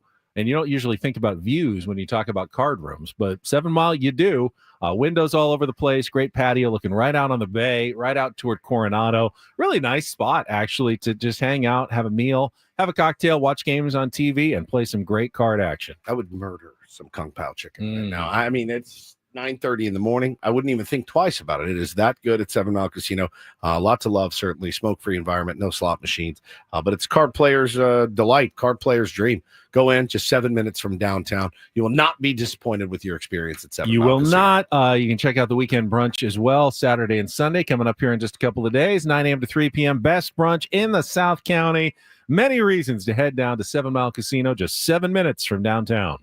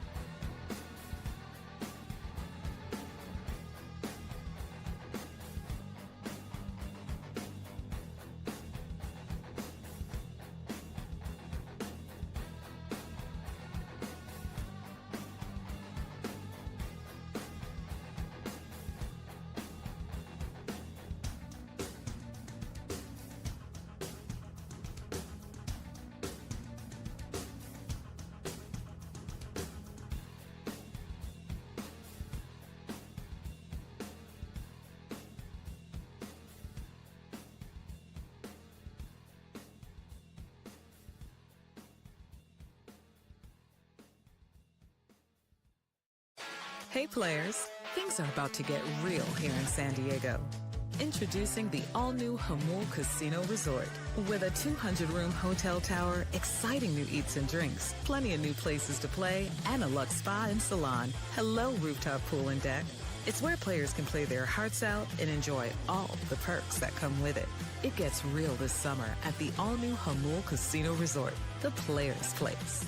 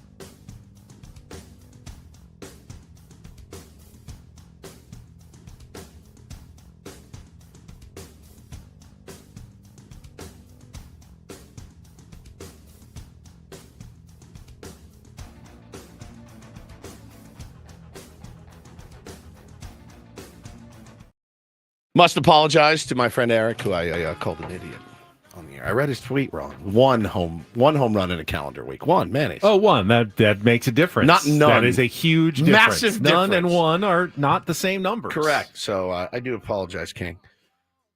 I also saw you were sparring, somewhat friendly, but there was a little bit of an edge to it with Eric. I just not for that tweet, but last night, the dooming on Twitter, because you called everyone out the night before when the Padres came out. Tuck your little doom away in your waistbands, renob, and you got called out the next day when the Padres blew a 5-0 lead. Again, I saw that. You know, he's better than this. He's better than that. He knows baseball. He plays baseball. Aren't you better to know that the next day there may be cause for doom sometimes? I didn't even feel I wasn't blow leads. I wasn't dooming about that. I wasn't really dooming about it. It was a bummer when it happens. In baseball, we doom too much. We all realize. Absolutely. It's inevitable. Yeah. But there's also going to be another reason to doom coming up right around the corner. Today. This afternoon, right? You get a couple guys on, you don't score. You're like, look, I'm convinced that there are people in our fan base that like the Padres. They wear the gear, they go to the games, they watch the games. They don't want them to win. I'm convinced they don't ever want to see them win. The need to be right and be like, told you this team is terrible. I'm actually surprised I'm surprised you're not more that way because you love to be right. You are a positive guy. Your positivity has affected me working with you, and makes it hard sometimes because when I'm positive and I'm wrong, you get roasted. It's tough. Some people just want to see this team fail so they can be like, it's a defense mechanism. I love this team, but the problem is when you're positive and you predict good things and you're wrong. Not only are you wrong, you're an idiot, but your team also lost. Yes. So at the very least, if you predict doom, either the team wins, hey, I'm happy my team wins, or your team loses and I'm happy I'm right. So you're protecting yourself by being and it's a negative doomer. So I went after him last night after he went back at me because he's not a doom boner guy. He's not that guy. He knows better. He knows what this team is capable of. So to see him having a little, doom boner. I want him to be better than that because he is better than that. Sam Levitt's a pretty positive guy. He is set to join us. First, this hour of Ben and Woods is brought to you by Frozen Ropes San Diego. Hey, parents, here's a message from Coach Kurt at Frozen Ropes. Is your child 6 to 12 years old? Then Baseball Summer League is the perfect fit for your players. Starting June 16th through August 17th, Summer League includes 8 practices and 8 games. Go to SanDiegoFrozenRopes.com. That's SanDiegoFrozenRopes.com. Sam Levitt right after traffic here on 97.3 The Fan. From the 855 Get Ross Traffic Center, protecting San Diego after accidents or injury, here's Kelly Danick. Traffic is brought to you by Crystal Geyser, Alpine Spring. Not too bad of a wrap-up for our morning drive. Just some problems along the 15. Still clearing an accident on the southbound side before Gopher Canyon to the Center Divide and northbound side of the 15 before Miramar Way. Solo vehicle accident in the Center Divide. And looks like there may be another vehicle that's pulled over to assist. So just watch out for those 2 vehicles. Center Divide, northbound 15 before Miramar Way. What makes Crystal Geyser Alpine Spring Water different? They always bottle their Alpine Spring Water less than 1.5 miles from the spring source. And all of their bottles are made with 50% recycled plastic from their own recycling plants. Crystal Geyser, bottled at the spring source. I'm Kelly Danick with Ben and Woods, San Diego's #1 sports station, 97.3 The Fan. It was all fun and games last night until it wasn't. Padres were up 5-0. Things were getting silly. I mean, in the TV booth with Mud and Don and making fun of Dave Marcus and doing their auction, which was, by the way, we didn't talk about it. It was incredible. Sam Levitt was, of course, back in the studios monitoring for his Padres post-game show coverage and joins us right now ahead of our roundtable on a Thursday. Good to see in-season Sammy. Good morning, guys. I know you guys like a good office etiquette question. Yeah. You ready for one? Yeah. I got one for you, too. Okay. All right. So tonight, free night, no Padres game. I'll be home in plenty of time to make a nice dinner. You just guaranteed 17 innings. Yeah, right. For sure. Well, even then, that, you're still going to get home. You're going to get home way earlier. If I'm not home by 7 p.m., we've got a real problem. You got a real problem. So could make a nice dinner tonight. Was thinking, maybe get a nice piece of salmon. Maybe I'll go to Whole Foods, something like that. Midday, get a little lunch, maybe a little pre-made thing. Get a nice piece of salmon for dinner. I've got a bag of broccoli. Nice little dinner, sure, home cooked meal. Here's my question: if I do go to Whole Foods, let's say I don't want to give away any secrets here, but sometimes I do go grab some food mid-game. Okay, right? I'm not like you leave your post as you should. If well. I'd be at home asleep. Dereliction of duty. If there, what the game's not going to suddenly end. It could go to a rain delay at any moment. Yeah, if there's no risk, he does have rain delay. You're right. If there's no risk, no, that's a great point. No risk of rain. No risk of any weather. If there's risk of any weather, I never leave this building because it happens quick. Okay, when I come on. But if there's no risk of any weather, yes, sometimes I go out and grab my dinner, grab my lunch. Not extended absences, but we'll go out and do what I have to do. The point is, if I go to Whole Foods mid-game, get my lunch, is it against office etiquette to put a raw piece of fish in the office fridge? No, it'll be covered. It'll be in a plastic. Totally packaged. Yeah, they it's won't all be able to wrapped smell up. it. I mean, no one even will know what it is. They'll know what it is, but they can see it. Don't cook it in the microwave. No, don't cook it. No, right. I need to save myself an extra trip. Yeah. Is there anything against that? No, none. Because again, I've seen the salmon. They'll wrap it up, and fresh fish doesn't really have any bad smell at all when it's fresh. You're fine. You're absolutely fine. Now don't take it out and cook it in the microwave or leave it out on the, because if otherwise, don't bring the leftovers in the next day. No, one piece of fish. No, you're good. Yeah, fresh from the supermarket, you're fine. Okay. How about this for etiquette? Yes. I went to the bathroom earlier and I was going number 1. And a guy walked into the thing and he sidled up next to me. Number 1. And he's got we got the partition next to us. So I'm just doing my business. He goes, "Hey, Woodsy, looking really fit." What? Thank you, man. Yeah, putting in a little extra work here. That's fine. I said, best time for the compliment? No, but not the best are always compliment. Appreciated. What's your well, I've been going to a trainer, a couple days a week. I just would really like to finish up now and get back to my show. Now the options on who this could have been are pretty limited. There aren't that many people in this office. No, it's a sales guy. Okay. One of the sales guys. Got it. And then started telling me about his routine, and that just made me a little like, whoa, all right. But anytime you can get a compliment that says you're looking fit. He very tall? He wasn't very tall. Okay, He's actually short. So yeah, it was It was interesting to say. Hey, you're looking really fit. Thank you, buddy. Thank you. It's nice to get a compliment. Yeah, you look good. Thank you, buddy. Appreciate it. I wasn't fishing here. Sammy, it is ironic. We talked about it earlier. The first 2 games of the series were really stressful, at least for Woods and I, like 0-0 all the way through. You just felt like any moment it could fall apart. And the Padres pulled out great wins both times. Yesterday's game felt like, okay, they finally got it. Early lead. Everything is fine. I don't have to worry about one. And then they lose. It's like, make it make some sense. I still can't quite figure out this team or baseball in general. Yeah, it's been a weird series, and I think it's a little microcosm of how I feel about them right now. It's a confusing team. On one hand, you feel like they're not playing near their best baseball the last couple of weeks. On the other hand, they've won 8 out of 12. They have an opportunity to win a 4th consecutive series today. Ben's been saying over the last couple of 10 days, whatever, he's like, Mike Schilt would absolutely kill. He would shank us if we said, you guys aren't playing your best baseball right now. He would kill us. But would they disagree with that? He would. He absolutely would say, winning baseball games and winning series, the hardest thing to do. Right. That's good. Yeah. So inherently, when you win series, you as the manager, you can say, we're playing well enough to win series. So you guys can suck it, all of you. And they're a game out of first place. Right. And we're a game out of first place. With the Dodgers coming to town and an opportunity to really do some big things over the course of the next week or have it go the other way or kind of stay in the middle.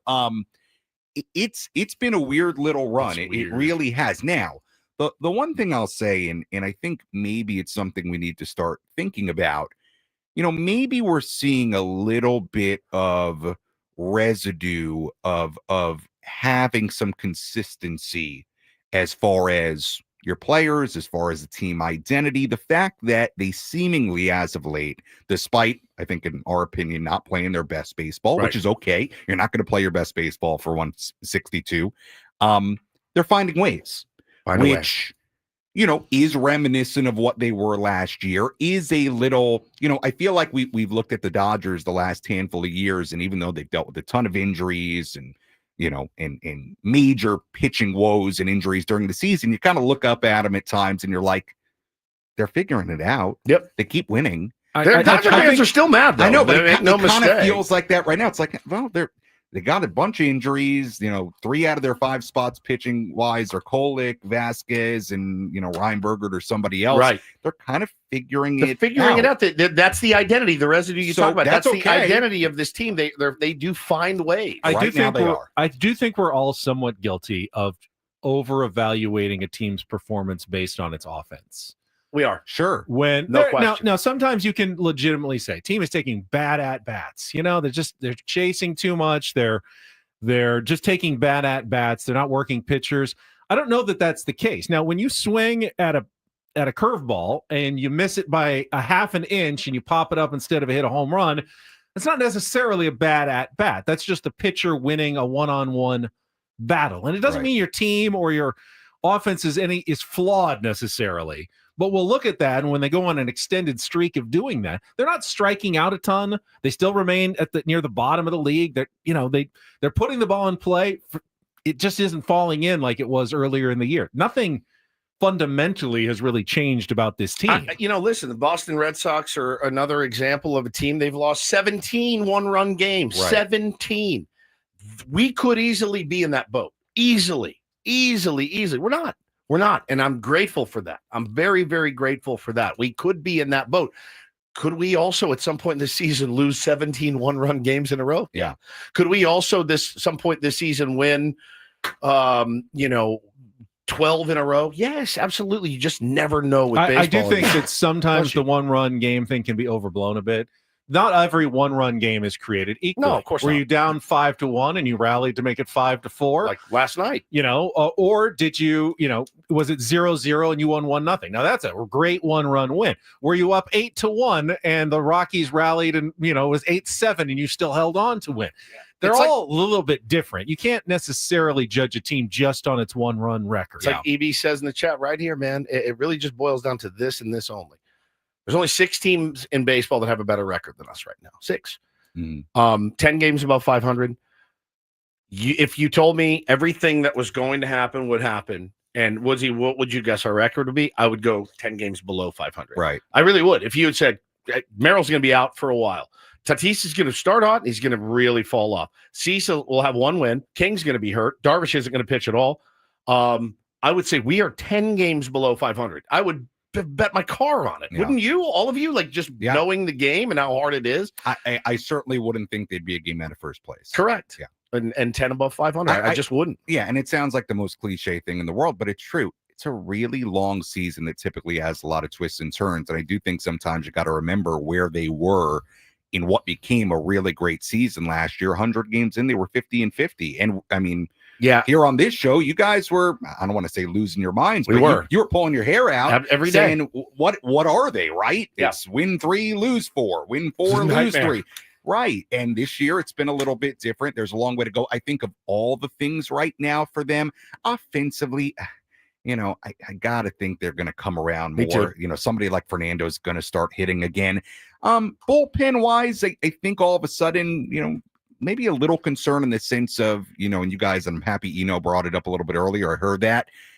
You look at Jason Adams, 31 appearances last night. He's on pace to pitch in more than half the games. And I think maybe you're starting to see a little bit of that wear on him. Yes, but in like the 5 days before yesterday, the bullpen was outstanding. I mean, just 15, unbelievably 15 straight scoreless innings in the 3 wins. I know. Damn good, man. Yeah, I mean, but it's a bullpen, so naturally it can be a little volatile. Just boils down to the ebbs and flows of a baseball season. Yes. We'll discuss all this and more. Oh, we have another hour. When we rejoin you for the roundtable down the hall.